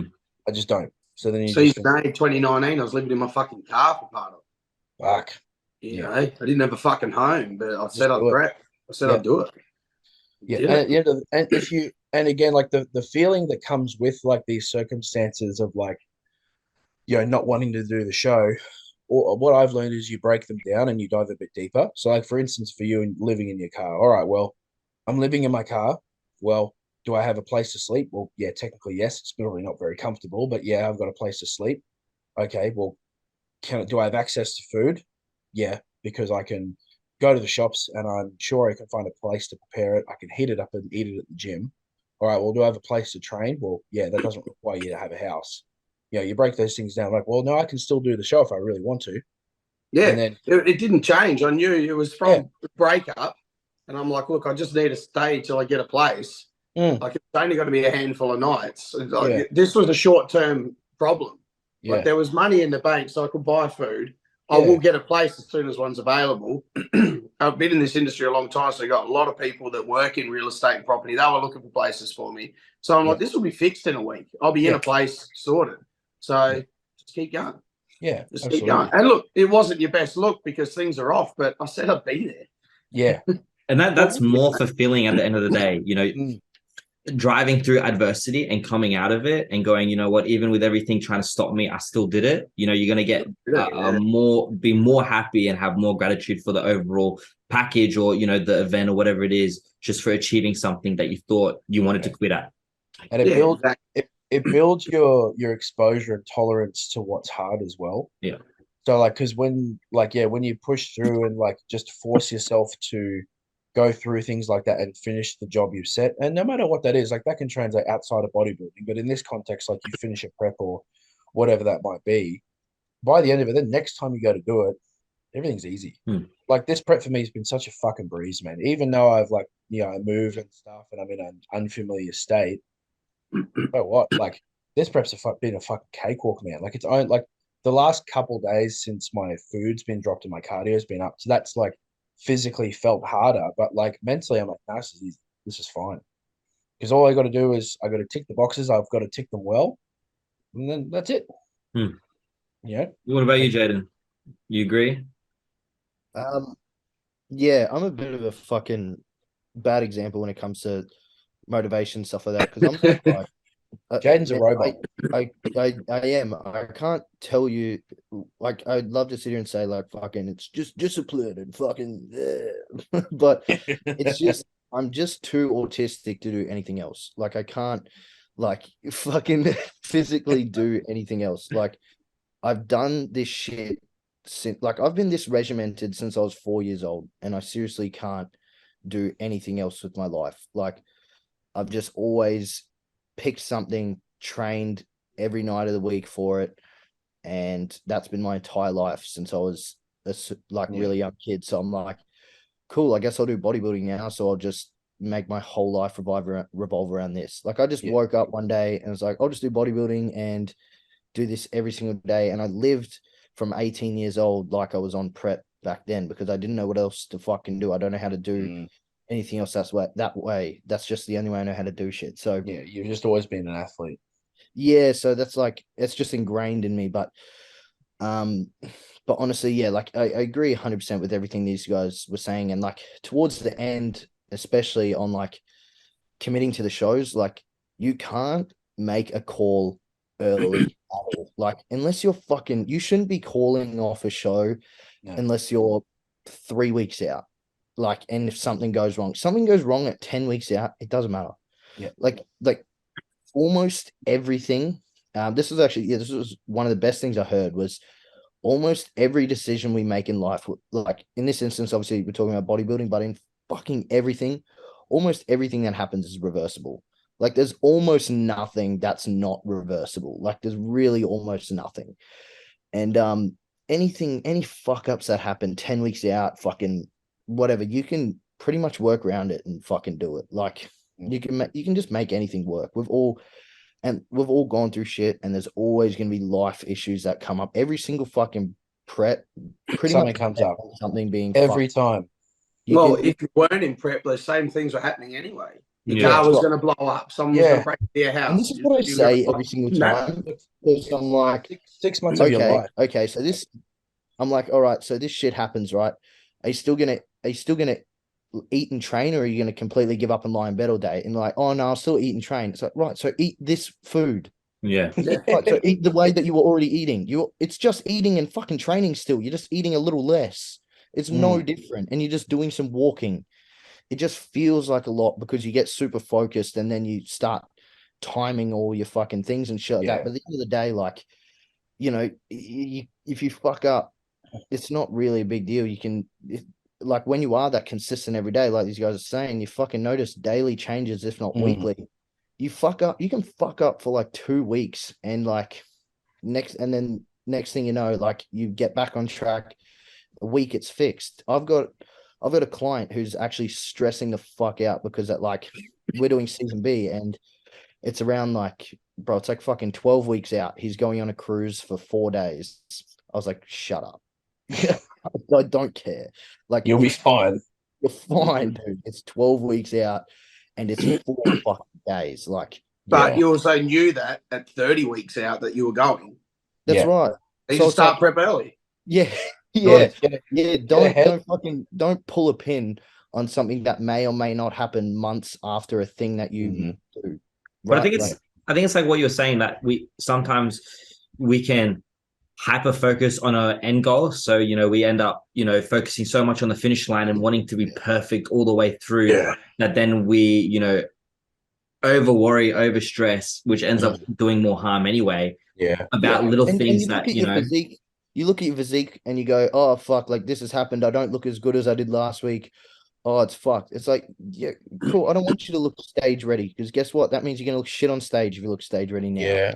So it's exactly what Luke said about tick the boxes. Like, that's what Dean used to fucking absolutely smashes into all his clients. He just says process focus. And it's literally just that thing about, did I do my cardio? Yes. Did I eat this food? Yes. Did I train? Yes. Did I like take my vitamins, sups, and all the other shit I'm meant to do? Yes. Oh, well, that's all I can fucking do then. You're done. Day complete. Go to bed. Yeah, literally, it's just, like you just win the day, and then you win the week, and then you win the month, and then you win the prep. The look comes from the process. It's not the other way around. That you just do the process and the look just happens. You're not fucking trying to manipulate this look by fucking, like, that's not the main thing you should be focusing on every single day. You do the fucking steps and tick the boxes, and then everything else just comes on with that. Yeah.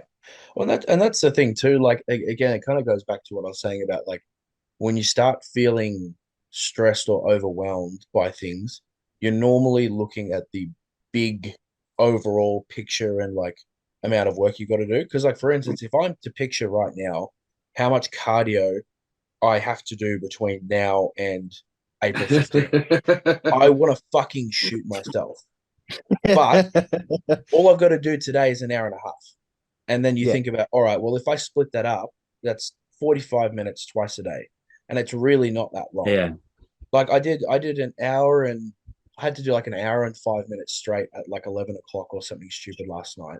But it went like that because I was just like, all right, I just hop on the treadmill. I put it to where, like, the setting is that it makes my heart rate above 120 and between 120 130, which is what we're doing at the moment.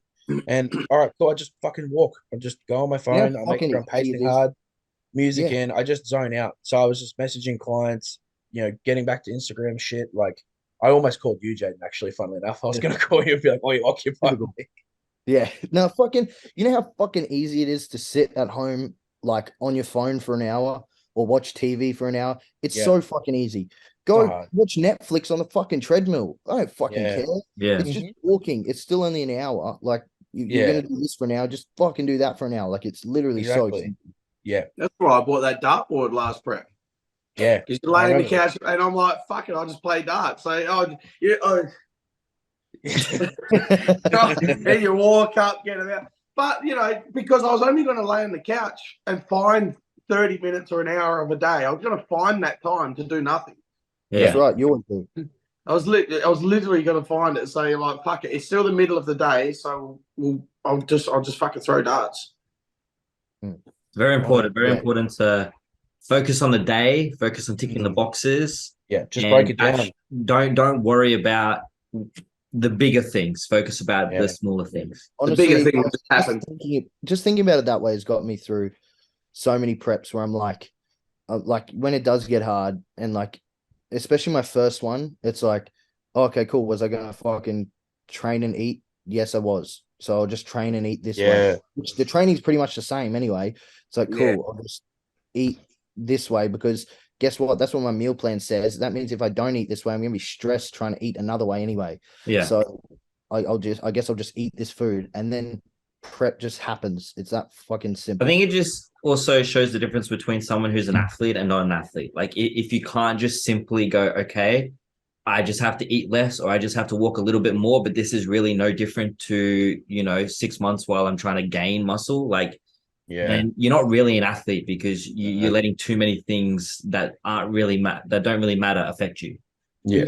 It's literally that simple. You just do it. Like I don't know any other way to say it. Yeah. Like you said, that's your meal. You just eat the meal. Like, and we've all got it. Like 90% of our whole, the way I pay all my bills is off people who can't do shit and make excuses and can't see it. That's the truth. Yeah. Unfortunately, we're surrounded being the motivators for people who just go like, oh, I just, like I breathed and so I just didn't have time. So I had to get McDonald's. What the fuck are you talking about? Like, they just make up bullshit so that they don't have to follow the plan. But this happened the day after last check-in. And because they didn't tell you, they didn't know what to do. So I had to eat shit for the next 6 days before this check-in. And like now it's like, you're literally making all this fucking up as you go. Like what? Like, why didn't you tell me back then that you did a bad day? You're like, oh, well, cool. This is what we're going to do for the rest of the week. Sort of done, finished. Yeah. Like you chose not to tell me, and then act like you don't know what to do. Like the plan's not literally sitting there in your phone. Yeah. So you just, I had a fuck day. I'm just going to go back on my plan for 6 more days. Do the check-in. Like, I don't get it. That goes back to literally what I was saying before about like literally everything is reversible. You fuck up once, it's like, why the fuck does that mean that anything else is fucked? It doesn't. You completely forget about it and just do the shit still. Move on. Yeah. And it's hard to fuck up, honestly. Like, yeah. Definitely. Next question. Being the top, being the top 3 front runners or most hyped people for season A, does this bring added pressure? Well, I'm out of this question, but I'll leave it to you guys. Who's the top 3 hyped people? Apparently you guys. Granted, because this is the other one that I got. When I put this up, I actually didn't know you were coming on, Sammy. So I'm very happy you are, but I thought Louis was going to be on. So that's why they've asked that, is because we're all. Wait, no, wait, hold on. I think Sam's very rightful in his place to be taking the first place. Absolutely. And can beat all of you in the overalls. More accolades than all of us. Man. Like a national champion. Don't hear me say I'm not taking anything from Sam. I'm just giving context to how they're asking the question. I know. I'm joking. Yeah, well, shut up. I honestly, I fucking love it. It's great. I fucking love it. I this is weird. Like, I didn't know how to identify it until I listened to David Goggins on what's his name, Joe Rogan, and like he's like, Joe's like, would you do this? Would you keep being the person that you are if it wasn't for the 10,000 emails a day you get on people relying on you to motivate them? And he's like, no, I'd fucking quit. I would have fucking quit years ago. He's like, fuck it. But like every single person's relying on me. I just got to get up and show them that you can do it. Like, it just doesn't bother me. Like, I could have 10 million people say, you're doing great. Stop where you're at. You're perfect. Don't diet anymore. I'll be like, no, I'm not. I'm like, if you think this is good, I'm going to fucking die harder tomorrow. And it's like it's the more pressure that gets applied, the more I find it through. The more I want to prove you wrong, even though you're saying positive things. You're not saying negative things like I think you're shit and I want to prove you wrong. I want everyone to think you were going to be amazing and you somehow beat that. Yeah. Yeah. Like, that's a challenge to me, to somehow be better than what people The who love you, expectation people are people who setting. love you already imagine you being perfect anyway. Yeah. Like, you know, and I want to be better than that. Yeah. So yeah, I think pressure's a privilege. I absolutely do. I fucking love it. Absolutely, man. Yeah. And the way I think about it, because the mindset I've gone in with this prep being just having, I think, just a bit more attention than last year being placed on me, is that, like, because I don't know, like, I don't know about you guys, I've never had anyone tell me that I can't do shit. Like, like, those stories of like people like, oh, you'll never be this or never be. I've never had that once, or maybe once, but not even really in relation to bodybuilding. Like, I've never had anyone be like, oh, you want to be a bodybuilder, you can't do that. And I kind of wish I did, because, you know, you get a lot of, you know, people get a lot of drive from that. So I thought to myself going into this one, well, I was like, I can't use that as like a bit of a fuel to my fire. So what can I use? Well, I'll use the exact opposite. So I'm not here to prove anyone wrong. I'm here to prove everyone who believes in me right and correct. And so, like I put up on my post yesterday, and that was directed to Sam, but it's like, you know, your belief in me or your investment in me is not misplaced. You know, that's the mindset I have. What that was. What was that? I said, yeah, I knew what that was as soon as I saw it. Yeah, definitely. I read that and knew exactly what you were on about. Yeah, no, but I think, like, again, it's just like with me, I'm so tuned out to it at this point. Because like, again, I struggled a lot with it when I was younger, if I'm honest. Like, I really fucking struggled when I started being an athlete, and then I was like, I was the best. And then I was in fucking all the newspapers. The council was paying me. I was getting like all this shit. I was getting so much, like, heaps of fucking publicity. I was getting like fucking breaking records everywhere and shit. And I was like, and I really struggled with it then, because then I was like, fuck, every time I compete, I have to perform. And when you're young, man, like when you're a kid, like, you know, other kids, they just say shit and you take it so personal for like no reason. You're not mature yet either. And someone would be like, I remember I went and I got like a fucking third at nationals or some shit, and I'd like broken state records and shit. And they're like, but then I finished third, and they were like, oh, what happened? Do you suck now? And I was like, man, I wanted to fucking die. Like, that was the worst feeling ever. And it's like, but that was just obviously being young, being kids, stuff like that. Yeah, I was exactly the same. Yeah. We talked about that before. Hey, yeah. But yeah, like now I definitely still like have a lot of pressure on myself, that for my own image, and even like for my clients as well. Like, my clients fucking hype me up heaps, and I'm like, and like, this is great, but I'm like, fuck, I got a lot of pressure. I people asking me like, oh man, you're gonna get that pro card this year and shit. I was like, no, no, I'm not. Like, I don't think people also understand, like, who aren't in the game. So like the levels that there are to this shit, and yeah, so that can put like a bunch of pressure as well. But like, I'm pretty good at like, I have a lot of confidence in how good I look. And that's what I love about bodybuilding, is that it's so much more of a competition against yourself. And I know you hear that shit all the time, like, it's super cliche to say that, but it really does help the way that you feel about how everything went, and just your overall confidence and like pursuit of your own goals. It really is just a massive fucking competition against yourself. Like, yes, other people will beat you, but you'll never suck if other people beat you, if you're your best self. Absolutely, like man. Samson, like, obviously Samson's a great example. Like, fucking, he got 6th or whatever. Obviously, that's a huge achievement in itself, but you know, the amount of people that were saying he was gonna win or fucking whatever, like, but he's still now so fucking loved and so hyped just because of how good he did for himself. No matter the placing. And it's like, and that's what the best part about bodybuilding is no matter what I place, I know that I'm a good athlete, and I know that I'm going to walk away after the show, and I'm still going to walk out into the public and look fucking sick. Like, that's the 100%. the main part. I'm always going to be a bodybuilder, no matter what I actually fucking place. But like as an athlete before this, no one knew I was an athlete. And that's what I struggled with because I identified so hard as an athlete. I was like, this is all that I am. So when people don't recognize that, I struggled with it. But now it's like I can pretty easily go somewhere and people know that, like, oh, they know exactly what you are. Yeah. that's right. You're And into that's- bodybuilding. Yeah. and that's honestly like that's so much more meaningful to me than any fucking placing. Yeah. And it's such a good point you make as well about just being in competition with yourself, because it's like, you know, as much as you, me, Louis and stuff, especially like, you know, make little jabs at each other and joke and stuff, or I'm going to beat you or whatever and stuff, like that's all fun and whatnot. But like, at the end of the day, man, like there can be a wild card that comes in and just absolutely fists all three of us. Like there could be like a mini. They're everywhere.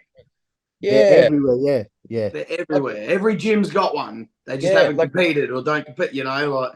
Yeah, well, it's like, what's that guy's name? He won his pro card in 2019. Oh, Cyril. Yeah. I know him. He trains at Tweed. Bro, like none of us expected to see him come. I know I had never fucking even seen or heard of the cunt, and he comes out like you're a mini Kai Green. Yeah. Like he just came out and blew everyone away and won his pro card. You like, there's obviously would have been other people going into that show being like, I'm gonna win my pro card. Yeah. I'm here for it. He probably didn't know about him, and then he walks out and they're like, well, maybe next year. Yeah. Like, you can't control that. But like Jaiden said, if you're just focusing on, all right, well, this is how I looked and how I placed last year. Cool. As long as I beat that to some degree to the best of my ability this year, I've won. Because you can't control the judges, you can't control who comes out on stage, you can't control how hard or whatever they've done, like how hard they've worked. So all you can control is yourself. So like you said, Jay, if you're doing everything you can to be the best version of yourself, then more can you do? That's literally all people care about. Proper bodybuilding fans or just people who do it or have had a crack at it before understand how hard it is to just progress. Yeah.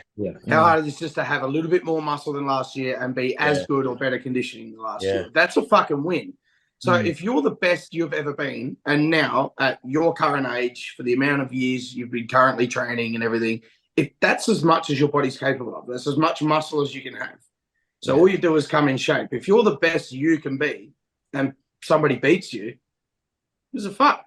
But what do you do? Everybody that knows you goes like, fuck, bro, you look fucking nuts. You know, like you're proud of your position. Everyone's proud of you for your fourth or fifth or sixth or whatever you got. No one gives a shit. And if someone's better than you, someone's better than you. Yeah, that's right. And I spoke about that quite a bit after the Queensland shows, because I walked away fucking, so stoked, like with a third place, because exactly what you said, Sam. Like, I was like, cool, what was I that show? I was 23. I was like, I'm 23 years old. I'm still in the juniors. I've been bodybuilding under a coach for fucking 3 years. I was like, I've only been training for 5. I was like, and the only 2 people in this class that beat me were 39 years old. I was like, I can't. Nice feeling, I can't do anymore. Yeah. No, I can't do anything about that at all. I can't just magically be bigger because I complain about judging. Yeah.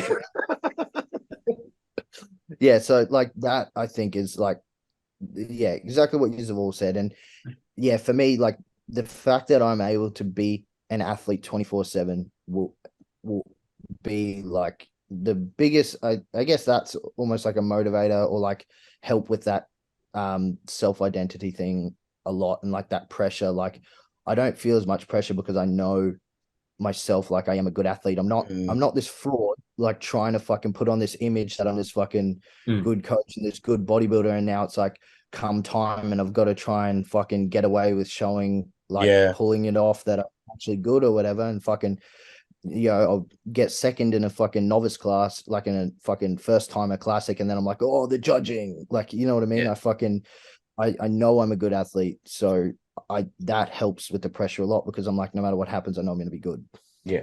And something like Sam said, and that really clicked to me, is like, I always have been, especially this time around this prep, like, I've been complimenting all 3 of you and Louis like a lot.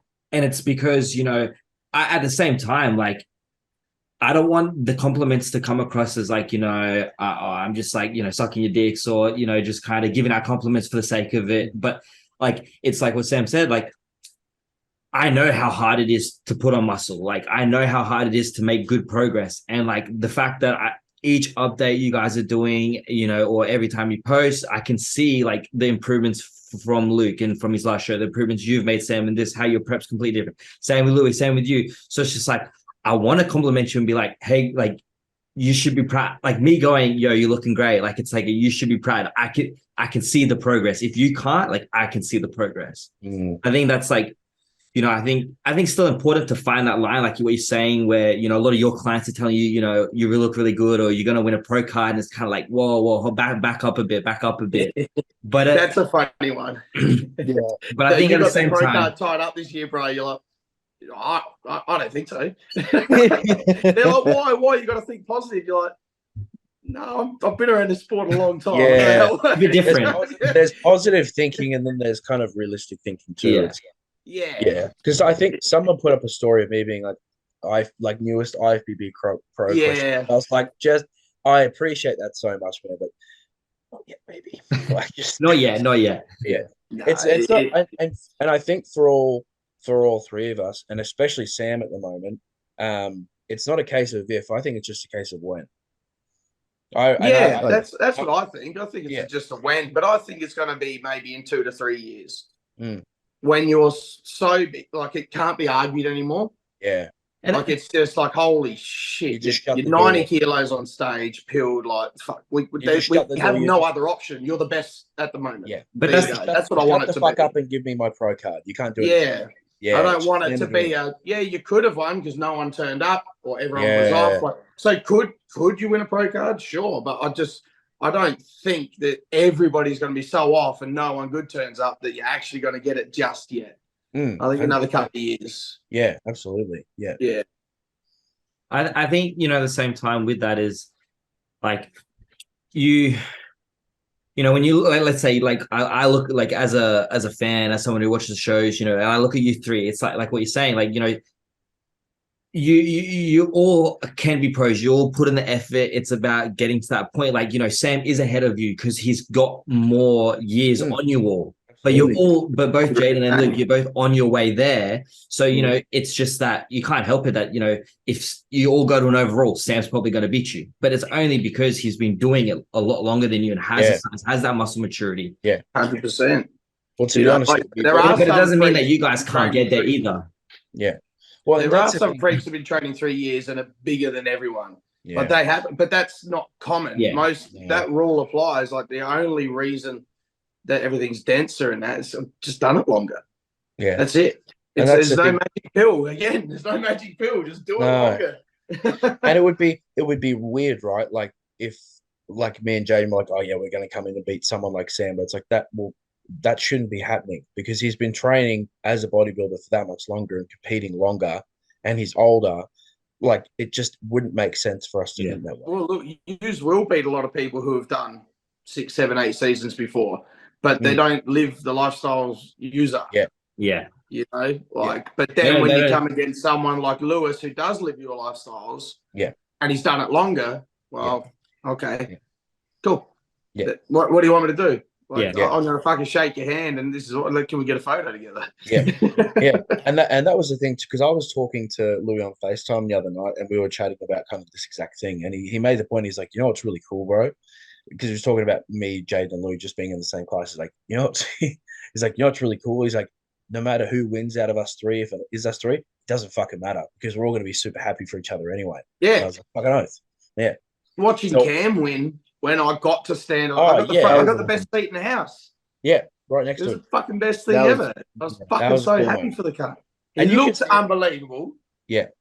So there was you're just like, yeah, there's no, because I could see it on your face too, because me and Jaiden were like 3 rows from the front or something. We were kind of right there too. And I remember just looking at your face and there was no sense of jealousy or anything like that. It was just pure joy because your mate's just won his pro card and he deserves it. Fucking awesome. And I got fucking best seat. Yeah. Fucking 6 You could tell you just knew it from the start. Like you just knew it from the start. Like you used to go out to the overalls and you're just standing there waiting, like you just call Cam, hurry up. Come on. Like call Cam. Everyone did a good everyone job. Everyone knows it's Cam. Yeah. Congratulations for making the overall. Thank you. I feel great. Yeah. Give the cunt his fucking card. Yeah. I but bro, You looked really good in that overall, though, man. Like you weren't like Thank overpowered by you. anyone, in my opinion, man. You fucking stood with everyone there. It was fucking awesome. It was. No, I appreciate that. Thank you. That's what It's good to hear that because Yeah. you don't know. Like, Oh, of course, yeah. And it I feel like I didn't even know either because like I was looking backstage and I'm like, we're behind the curtain. I'm like, oh fuck yeah, Sam won. Like that's awesome. And then I don't really actually get to see him, just like Yeah. seeing you from the back, and it's like whatever. But then I went round the front after after our classes were done, and because I wanted to see that overall, and you came out, I was like, oh fuck, no wonder that Yeah, cunt won. exactly. Like you're fucking crazy. And then that's what, like, I remember that image of how you looked on stage, and that's why I was so impressed when I trained with you and saw you pose the other day. I was like, fuck, like I remember what he was like last year, and to already be this much like bigger this year and denser, I was like, Yeah. it's gonna look fucking crazy again. Yeah, that's why Cool. I'm so excited for you, man. It's like I know, Yeah. we know how you looked last year and you look that much better. It's like, yeah, it's gonna be nuts. It'll be cool. Gonna be a no, good show. Yeah. nothing but love for you boys. I appreciate it. Another Yeah. good I show. think the magic key last year was the white choc macadamia cookies from Woolworths. Backstage, I had a couple of them, and then there was no bands, there was no nothing, and I didn't even. I don't know if I've told you the story.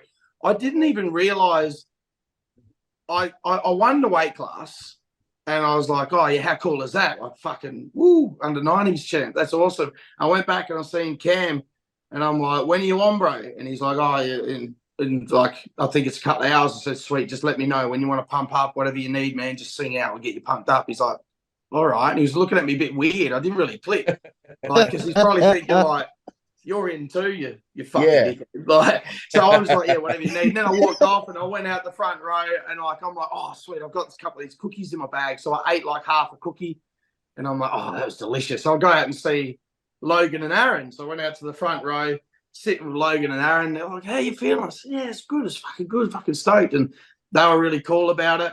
And then Logan's like, why the fuck are you here? I'm like, oh, I'm just watching. He's like, when you got to get ready for the overall? I'm like, oh. I asked Cam, and he said like it's another 2 hours away because after the pro men's physique and the pro shows, he's like, all right, cool. It still hadn't clicked. I was in it. I was still just thinking, I'm like, because that doesn't happen to me. You were thinking your day. Even though I've been around this sport for nearly 30 years, I know that if you win your class, you go on the overall, but that's not me. But that and I knew I won the class, but yeah. I don't do overalls. I don't, And so then I started helping out Cam and everything. So I went and got him a band and fucking everything. And I was pumping up. And then I was standing there behind the curtains. And I'm standing there. And there's David Federlaser, like bigger than my fucking fridge. Yeah. There's Cam and they're pumping up and everything. And I'm like, this is for a fucking pro card. This is for a fucking pro card. I'm like, this is fucking pro card, cunts. And I started smacking everyone in the backs and shit. I'm smacking everyone like, oh, boys, let's fucking hype up. And I'm like, fuck, I got to pump up.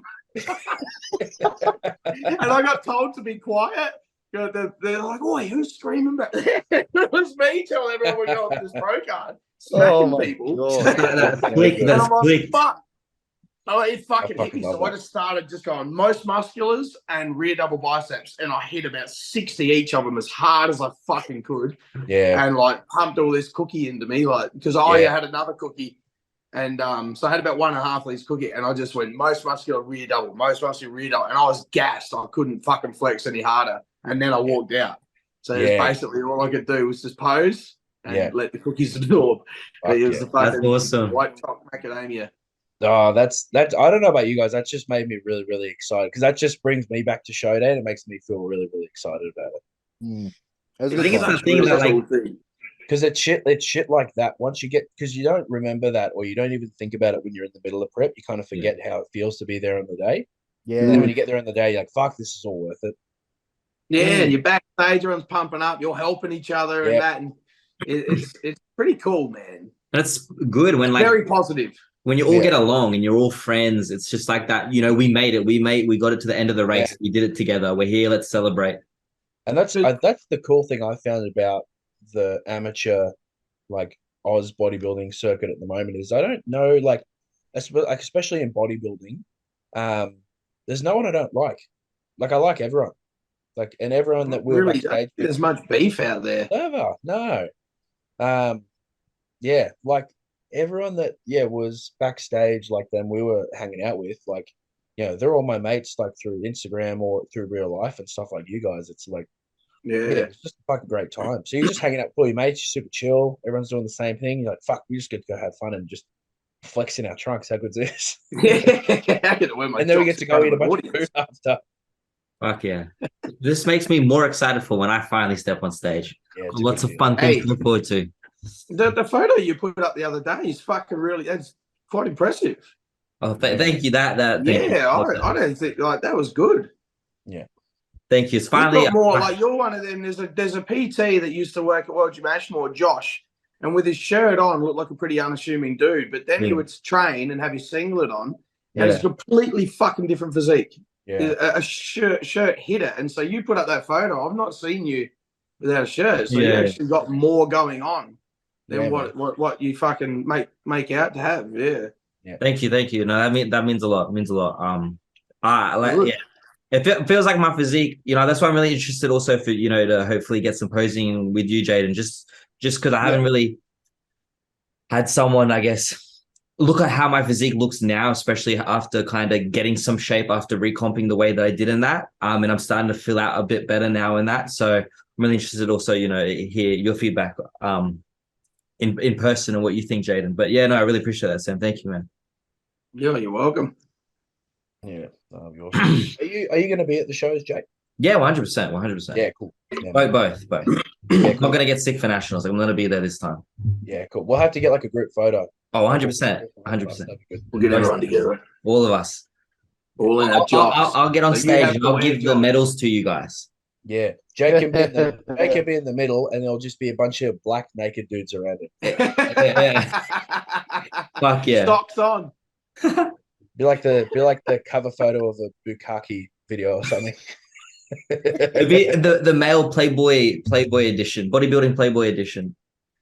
That's a calendar right there. Yo, that's a calendar for the girls. Calendar, that was bodybuilding calendar. Oh, that's fucking genius. I like that. Yeah, that would be cool. That's good. But keep that. Remind that for later. Keep that one under there. Just fucking cut that bit out of this. We've been on for a bit, so we'll leave this one as the last question. I can't give much information on this one, but it was something that I did kind of stem into another question I thought am interested about. So this guy said, how to know if the stack your coach gives you is sus? Like, and that kind of then made me think of, I've always been interested of, do you think, and as an athlete, it's our responsibility to educate ourselves on it. Absolutely. On it. And then, that allows us to kind of mediate with what a coach is saying. Yeah, I think, when you're first starting with PEDs, it is a little bit hard because there's not a whole lot of like formal education around it. So like, for instance, for me, before I ever did anything, I spent probably a good year researching as much as I knew I knew how to. So whether that was through YouTube or talking to people who I trusted, who had already competed and whatnot, and getting a collective amount of information. And it's kind of like any subject that you're not super versed on. You get a bunch of information and try and sift through it as much as you can. But okay, well, this makes sense. I'll take this. And you kind of, take what makes sense to you and you can see working and then be like, okay, I'll run with that. And then in conjunction with the coach that you're with, giving you. But I mean, for instance, for me and Sam now, it's very much a collaborative approach of, okay, well, what do we think about this compound at this amount of milligrams and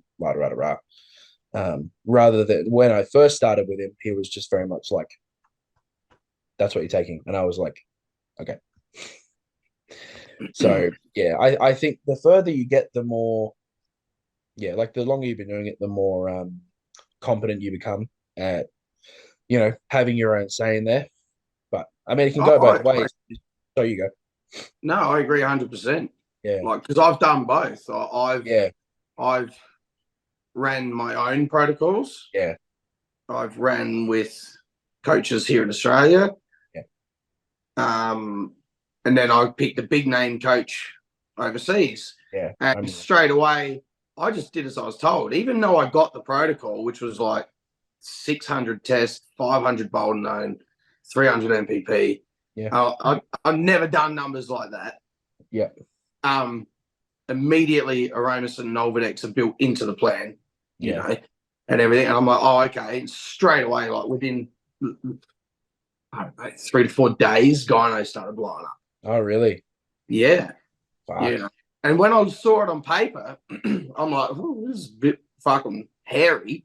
But I'll do it because I've paid for this big name coach because he works with big name athletes, and this must be what they do. I'll try it. And even though stuff blew up, I wrote to him and said, hey, the fucking gyno's blowing out. He's like, I'll set up Aromasin every second day, do one every day then. And I'm like, okay, I should have just not done it. That's not his fault for saying you should do this. That's what he does. He's okay with being liable for that in his own way. And I reflect on that he did nothing wrong. But I know now that if someone says, yeah, here, take fucking 100 megs of Tren a day or whatever, I just like, nah. Yeah. I'm not doing nothing anymore. Because it's your own responsibility as the person. You don't have to do it. No, not at all. Yeah. No. Just because someone asks you to fucking drink a bottle of bleach, you don't have to fucking do it. Yeah. Like, and you got enough common sense. Like, no, I'm not doing that. Yeah.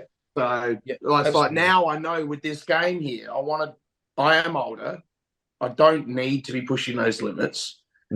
I'll just if I don't like it, I'm just not doing it. Yeah.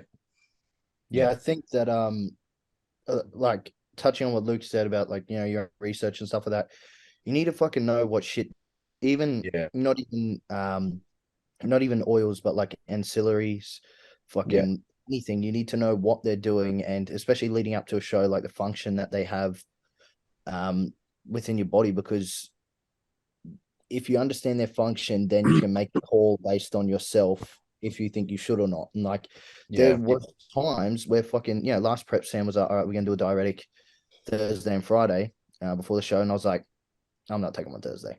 Like and I didn't, you know, then I took on Friday and it was still fucking too much. But that's right. That's why you need to somewhat know that. But that goes in terms of knowing your body. But also to answer the question that old mate actually asked, ask your fucking coach why he gave you that cycle. Yeah. And if he comes up with this shit fucking answer, then you know he's probably just a dickhead. Like if you don't say, can you explain to me why you've chosen Test, Primo and Mast together is the latest fucking craze. Yeah. Can you explain to me why you've given me, if it's that instance, can you explain to me why you've given me 2 DHTs and not just combine the dosage, what function they're actually having in my body and how that's going to benefit me over doing this or that? And if they just say like some dumb shit answer, then he's probably a flop and doesn't fucking understand like what's actually going on and the pharmacokinetics behind it and how it's actually functioning within your body. Then you probably look elsewhere, unless that's your thing and you're just like, yep, fucking whatever, bro, I'll just do it. Then that's cool if you're one of those guys that are like that. But you know, if you're someone who very much cares about you know, the functionality of all these PEDs and how they actually are working within your body, then you should 100% question it. Look, we get asked, like I've got a girl, mate, her coach wanted her on Primo and Stanozol in the off season. Yeah. The Primo was at 100 megs. It was at a week. All right. And I just sort of went, look, here we go. Have you been spoken to about potential side effects of Stanozol? Okay, because everything has a purpose, yeah? I said, like, the Stanozol has a very specific purpose. You want to be dry, hard, you know, and then you've got balding, perhaps balding patterns, especially in females. You know, do you need to be having it on the off season? Yeah. Like, you want to grow muscle. I get it. But why don't you use the compound you've used before? Why don't you stick to the Anavar at 10 mg? Like, you know it works. You know your body responds to it. Well, why try something new that has a very specific purpose? You're not 4 weeks out from show. You don't need to potentially risk femininity, you know, long-term issues, all that sort of stuff. You know, stick with what you know. So she goes back to the coach. I don't want to do Stanozol in the off season. You know, perfect. He goes, all right, cool. I get that. I respect that. get the animal. I don't want to do 100 megs of primo. I'm sorry. I cannot find any research anywhere that says, and you find stuff on all sorts of chat pages with these fucking gronks on there. None of them are even talking about numbers that high. No. Okay? You don't need. So right now you've got 0 milligrams. 0. Yeah. 25 would probably work. Yeah. Probably work fucking good. You know? Why go straight to 100? Why go straight to fucking Miss Olympia dose? And that's the thing too. I think people kind of skim over it as well. It's like, you think about all the guys like like back in the day who were competing, where drugs weren't as much of a focus, but they all looked fucking phenomenal. And like they looked fucking great, and they were always super conditioned. Like muscles are round and full. Like they looked fantastic. Now the size might be obviously different. Like for instance, like in someone like Kevin Levrone or Sean Razier versus like now, because obviously size seems to be more of the hot thing that they're judging on. But yeah, like people just seem to go like, but they like the guys back then, like they weren't taking nearly as amount as the guys now. And I think it's been lost in translation where it's like, there is still like training and food and recovery that's like the 3 key pillars of bodybuilding and training, like and being a good athlete in the sport. So why not just focus on progressing those? So instead of like being like, all right, I'm going to just, I'm trying to like push this off season hard. All right, let's just jack my Deca up or my Anadrol or like let's jack the growth or insulin up, like whatever it is. Why don't you just focus on, okay, am I hitting my numbers every week? Okay, why not? What's my recovery like? What's my training execution like? What's my range like? Like all these things. Because I mean, for me, like I've made some pretty decent improvements in like, my overall physique and trying to balance it out more this year since last season. I can tell you it's not the drugs, it's my training. That's the only thing I changed. I actually took less drugs this off season than I ever have. Mine was food. 100%. Yeah, pushing food. Yeah, it's that too. Getting the food right, much more nutrient dense. Yep. And being like, and the drugs were lower. Yeah. It's just food was my biggest. Yeah. What do you love about Jaiden? Mine was drugs. Mom's lower drugs, man, because all my estrogen fucked out from that last show and that. Yeah. So I had to come off everything and just fucking change everything to get my bloods back on track. So I couldn't do any drugs. Yeah. I was just doing tests. Well, I've been so conservative, like, and Luke knows as well because he's been too. Like, we've been so conservative for so long. So that was like the next thing to ramp up. Like, fuck me, we're training so hard, and I do believe that Luke would have as well, because like I know I did, and that like our training actually improved by so much this off season, like in terms of intensity and consistent intensity. And execution. But our execution's always been fairly good. But we always, get a little bit better and better. But me and Luke as well, like we've been so capped out we've always fucking pushed food. I think again, like Luke's food was utilized better this off season for himself, but mine has always pushed really high. I did push it higher this off season, but my training's always been perfect. So, again, those being the pillars, that was my next step for me. It's like, oh, okay, my food's fucking right up here. My training's fucking right up here. Oh, my PTs are down here. Let's start to play with that a little bit more. You literally said the optimum way to use drugs, though. And are you ticking the rest of those boxes properly? Because if you are, and we're still in progress, now we're allowed to discuss that. We're allowed to discuss increasing your dosage. It's not the first one. You discuss increased dosage. Like keep the food the same, the training the fucking same, the sleep. You literally you made it. You said it with a bit of embarrassment, like damn, I put the drugs up. But then if you listen to your explanation, it was because you literally did everything else right first. Well, that's the thing. You've created the demand for more of them. Yeah, that's the thing because like you said, Jay, we're both training a lot harder and more intensely, and like execution was a lot more important. So our training was very much elevated this off season. We're pushing more food. Like I know both of us are eating over 6,000 calories for the majority of it. You were actually off for pretty much all of your off season. I was, fuckload. But like, for instance, for me, like, and I'm happy to be open about it, like my cycle, majority of my off season was test and mast. Tests was like, it was like around 400 for most of it. I think the mast was in there at maybe 3 or 4. That was pretty much it. Like, and then there were sprinkles of like blocks of Anavar here and there, and I had NPP in for a little bit, but that was pretty much it. Like there was no like pushing doses really high. There was no like harsh compounds like Tren. Yeah. Yeah, like it was basic, and that's been like honestly the least focused thing of this off season. Like, and even now when I'm talking to Sam every week when we check in, that's the last thing to be mentioned by him or I, or even at all. Like we went over a couple of things last check in, but apart from that, like we mapped everything out at 23 weeks, I and think then we just you kind of caught up about it the other day, and then that's really been it. So like the other thing to that is what you're saying. And if you have your nutrition, you have your training all up here, and you're taking the lowest dosages, and then you kind of, okay, I need to level it up a bit more to even it out. At least you may only need to increase it a little bit. So you're still taking a lower dosage than going, okay, well, we're just gonna match them all up here straight away. And then your body gets used to this. So you kind of can't, you think, oh, okay, I got to keep going up, where it's more healthier to just come down. And I guess, like you would assume, I guess, you want to find that middle ground. And I think there's a misconception and granted, I think this is a misconception from, maybe like 10, 15 years ago that's kind of hung around, oh, well, for example, oh, well, last cycle I did 500 tests. So this time I've got to do 750. No, cunt, you do not. Because again, there are those other pillars that you've got to factor in. Because to be honest, like anything past, a TRT dose of test, you're still going to be able to benefit from. Yeah, you want to fucking know something? If Pierce does 500 tests, you don't fucking need more. Yeah, that was something he said to me. That was something he said to me early on, yeah. Again, another misconception. People think, I want to get bigger. Like you were saying before, I want to get bigger. Let's up the dosage. Even if your training and your nutrition is on point and you go, cool, I want to get bigger, let's up the dosage.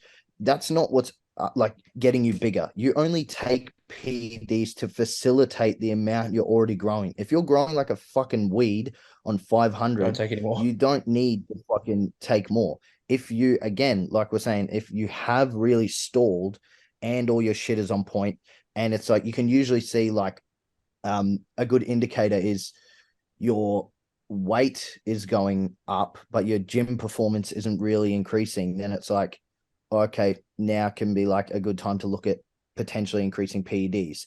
And that's a short-term way to look at it as well. That's like okay, we can potentially look at upping it like this off season, for these few amount of weeks, like that's our next step in progression for this growth phase. But overall, like in terms of like, what you're roughly looking at per year, that year, like milligram per kilo, no, you don't need a much larger amount unless you really do need it to facilitate that extra growth. And I only moved up to a moderate amount this time. So I was pretty heavily underdosed for like our size and how long we've been doing this. Like I was still sitting around fucking 10 milligrams per kilo for so long, and I've only just moved it up to 20, which is like a experience but not pro kind of thing. Because pros will push all the way up to fucking 30 milligrams per kilo. So I'd be, what do I think, 90? I'm about 15. Is that what we figured out the other day? Like that. 15 milligrams per kilo. Yeah. I think I worked it out. I think I'm about 17. Where are we? When you think about it, that's a lot. Yeah. You know, if we keep nailing our food and that, there's no need to go over 15, 17 or 20 for maybe even another few years. Yeah. And the only reason will be because it's no longer 20 milligrams per kilo because I'm now physically 10 kilos heavier. Yeah. So now I've gone from 20 megs a kilo down to 17. I'm just going to bring it back to 20 again by increasing my dose to that. And I think another part of that is if you are trying to use it to gain size, I guess, the only way that's going to really happen at the same time, is if you're, bulking for a long period of time. But if you're doing shows, you're then reducing your food. So, you need to give yourself more time at that 15 milligrams per kilo to really actually see, okay, where am I plateauing at? Yeah. Because just like what you were saying earlier on, Jaiden, like, you did a show, even if you do this show, like you want to take a year off to finally really be able to get a proper off season to really, okay, this is what I need to do to then get the size where I can now go back to kind of doing, a show a year that in between those 6 months. Yeah. Yeah, exactly. And that's, yeah, again, the thing too, I think people miss in translation is like in your off season or even during prep, obviously, as well. But like, yeah, don't make drugs the first thing you increase. Really monitor like your training, for example. Again, like think about like, okay, like how's my like periodization with numbers and my execution? Like take training videos, take progress photos, because there have been times like even in this off season where I was like, fuck, I don't feel like I'm improving all that much. And then like I compare my like check-ins from like, whenever it was to then, I'd be like, oh, okay, I am improving. And then now it's like I have all that data, all those like numbers I was lifting and how much I was eating and how it looked. And then I compare them to now, like with all my like data and check-ins and videos and whatnot from like where I am at 10 weeks out from tomorrow. I'm like, oh fuck, okay, I've actually progressed like quite a lot compared to what I thought I was. So again, those things like don't just think, oh, okay, I've got to like put drugs in because I just have this emotional feeling of I'm not progressing. All right, well, how about take the emotion out of it? Because in bodybuilding, emotion isn't helpful. It's not relevant. The stage and muscle don't give a fuck about how you feel. Neither does progression. So go and look at numbers, look at things that are tangible, and then make an assessment based on that. Don't just go off your gut feeling. Because I know way too many fucking people and they'll be our age or even slightly older or slightly younger, just mid-20s or whatnot, who just solely like they don't have a coach, they don't take regular like consistent check-in just based off, oh, I took this fucking cool They photo don't and do blood work. They don't fucking do anything. no, and like and then they don't map, like they don't have structured nutrition actually laid out that they can go back and look at. Same I with would like love to have this conversation between everyone we know in the industry, the fucking from yeah, us and Lewis, the boys on the Oz amateurs, yeah, Logan, fucking Alex Connors, Cam. Sit yeah, down and have with people who have done 3 or more shows and have that now in my gym. There's probably 500 people on gear. yeah, Have the conversation with them 500 yeah, versus the 10 from our gym that have competed multiple times and yeah, get the 2 different views on how it'll be fuck. They'd be hilarious. They'd be yeah, polar opposite. yeah, The others are absolutely. just take more drugs, take more drugs. And, of course, I'm getting on the bag tonight and getting hungry jacks when I get home. Like fucking oath, like that, well, I'm not growing. I must. Oh, well, what else have you Yeah. got? Can I get some Deca off you? Can I get something this off you? Can I get some Oh, Tren fuck. off you? Can I get some growth off you? It's like, why? You still don't even fucking eat Yeah. anything. I You don't still think, don't do anything. You man, I just don't, want to add more compounds. yeah, I don't think people really realize the effect of something like alcohol actually has on you. Like when and because I used to drink a bit like through my teenage years and like Mm-hmm. when I was going out until I was about 20. Um, and then that was kind of when I made the commitment of like, right, I don't go out anymore because I want to be a bodybuilder. That's not what bodybuilders. We're like people who are serious about bodybuilding, they don't go out and get pissed and like, regularly. You might do it like after a show, potentially if you're into that. But you don't do that as a regular part of your life. So, but people don't really realize like, you know, alcohol stops you absorbing nutrients, whether that be protein, micronutrients, like you don't absorb shit. So like, and that doesn't just affect it from the time that you're drunk, that carries on into the next day. And Mm. even potentially the day after that, like the effectiveness that your body has to actually absorb nutrients is diminished and actually affected. So, and then people are wondering like, oh, why don't I like look as good? Why am I watery? Like, why do I look like shit? Why am I training like shit? It's because you're fucking out till 3 a.m. Yeah, like I said, getting on the bags, getting on pills and Every drinking weekend. Mm. every weekend. So it's like Yeah. again, like you might do that Saturday night. Sunday, Monday's probably not good. You might come good Tuesday. So you got Tuesday, Wednesday, Thursday, and then you're going out Friday, Saturday. You've got 3 days a week, whereas we've got 7. You're just going backwards all the You time. just, fucking oath. And bro, there are so many fucking, and this isn't a knock on them, but it's an observation. So many people at the gym I used to train at in Maroochydore, and even Caloundra, I've known them for fucking, yeah, about 5 years. They all look the same, but they've all taken gear. And I Yeah. wasn't big, and But I was they've all jumped on the juice. yeah, and I wasn't bigger than them 5 years ago. That's the funny thing. And now they all like come to me and ask me about shit. Like, Yeah. And it's like by the end of the why do you think that day, is? you've done the drugs and you've lifted the weights. Mm, What are the things you haven't done? yeah, You yeah, haven't slept exactly properly, you right. haven't eaten properly. Yeah, exactly right. And it's funny how people they have like this warped perception. I don't know what it's from, but like they'll be these guys who put themselves in this position of going out and drinking and stuff and taking drug like recreational and PEDs, and then they're almost confused like why they're not growing. It's just like, well, you're missing half of the fucking pie. We're sleeping the food. Like, I don't understand. Like, it's just fucking silly. Until you've put yourself on stage, been through the diet, been through a deliberate bulking phase where your goal is to seriously gain muscle, now you don't get it. The answer is more drugs. The answer is always more drugs until you've actually really had a fucking dig at it. No, exactly right. And that's that's exactly it. So just to go back and just answer the question, because we went a bit of tangent. The answer is to do your own research, educate, and ask the coach, why are you giving me this? And see if they can give you an answer and if they're a knob or not. To give my very straight up blunt answer, educate yourself, find a coach that is open to collaborating with you about it. Not just a coach that's be like, oh yeah, whatever you want, because you're paying them for them to kind of be a guiding hand here, especially if you're less experienced. But if you've got a coach being like, no, you're doing this, fuck them off. Yeah, no, that's gone. Because they're going to end up damaging the fuck out of your internal organs and your heart. Like, you're not going to live very long. And especially if they're pushing high dosages and harsh compounds. Unless they're telling you to do less. Unless they're saying, I want to do this, and you go, no. Yeah, I have that conversation a lot. If your coach is actually saying to you either that like every conversation isn't about drugs, or they're telling you to back off or get bloods done or take time off, that's a sign of a good coach as far as PEDs are concerned. Because, more is not better. Less is actually more. And you need to actually earn the drugs. I just had this conversation in the last check-ins. Yeah, I like that. I like that. Why have you given me this when my last coach gave me that? I said, because you don't need that much. Yeah, because you're not utilizing it.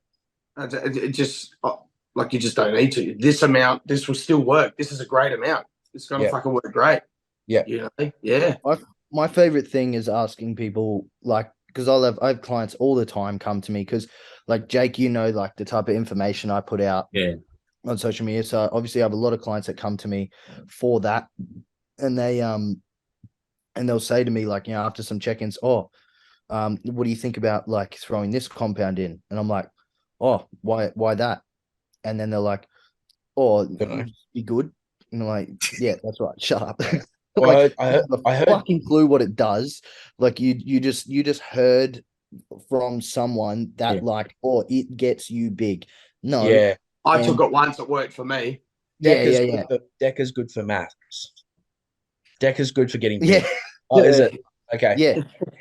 No one understands that. But trends are more cutting. Hey, that's my biggest pet peeve is when people are like, so this is a cutting steroid, and you're like, they all do the same fucking thing. We can just see very slight characteristics from them, like, but they're all achieving the same fucking goal. I guarantee you, I can get more shredded on fucking D-Bol and Deca, even though that's fucking awful, than what you could on Tren and Bass. You give me stuff and D-Bol, and I'll get leaner than what you can on fucking all the Clen and Tren and fucking shit. Anything you want. Test prop, you're allowed to do whatever you want of the cutting drugs, and you're allowed to give me the 3 fastest making ones that you call bulky drugs, and we'll do a check-in in 10 weeks. I'll be 6 weeks out, ready from stage. You will look probably exactly the fucking same, but be ready to punch on with cunts.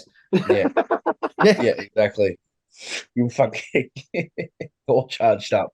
But that's the thing. Yeah, people get too married to like, and sorry, I'm going off on another tangent, Jake. But people get too married to like what they think the look should be versus what drug they're taking. And to a degree, like if you're dieting and you throw Winstrol in and clean, like you're going to get tighter and a bit drier, like for sure, because your diet and training is facilitating, or your diet. That's right. Facilitating that. But because the lifestyle is facilitating it. Yeah. But just like you said, Jaiden, like these drugs all do the same thing. They're just helping increase your total milligrams. Some will just work in slightly different pathways in the body than others. Like that's it. It's only different. Be careful, because some make your dick not work no more. So you be careful. Story of my life. Thank God for Cabagoli. No, I'm kidding. All right, just left. Fuck off then. I don't want to talk to you anyway. Uh, Nothing. well, I was just about to should wrap leave it as well, up, to but be he fair. just said, I'm out. He fucked off. Yeah. Oh, It's like that's like the equivalent of when you're a psychologist, you're in the middle of telling them something really in depth, and they're like, "Oh, look, well, our time's up." Bye. It's all you paid for. yeah. It's just like That's right what- on that's it. 59 minutes and 99 seconds. Okay, thank you for your time. You got to stop now. Yeah. See you later. Oh, that's funny. Well, thank you again, boys, anyway, for jumping on and having a chat. I don't know where he is, but I'll just let him know that we're finishing anyway. Just don't worry about it, Sam. Yeah. Just super passive. Just don't worry about coming back. I see It's how it fun. is. I just find it funny that you want to bail before you even do the sign off. Yeah, I know. Really, really shows how much he cares. I can't talk. I've done that before because my phone dies. Yeah, you hold the records on that, that's for sure. Yeah. Yeah. I know. Hey, but you've got 2 for 2 right now, so you're on the comeback. I know. On the I comeback. even took because I was dropping Georgia at work because she has night shift tonight, and on the way, like, because we left and we're like, we're gonna go train and then I'll drop her and then stuff, and then I was like, fuck, I was like, I might still be out when it's time to do the podcast, so I made to throw I threw a phone charger in my bag, put my laptop in the car. I was like, just in case, but then I realized Tasmanian time, obviously being an hour ahead, I was just like, oh no, I've got like an hour to get home. It's fine. Well, at least you were going to be prepared. I can respect that. Exactly. Yeah. I respect that. Building good habits. Yeah. Yeah. I'm a bit more organized to prep. It's good. I'm not as clouded by the carbs. Well, thank you again, boys, and we'll talk soon. Have a good rest Yeah, of the sweet. Cheers. Yeah, you too. Thanks, brother. I'll talk to you See you, soon. man. Definitely. See you, boys. See ya.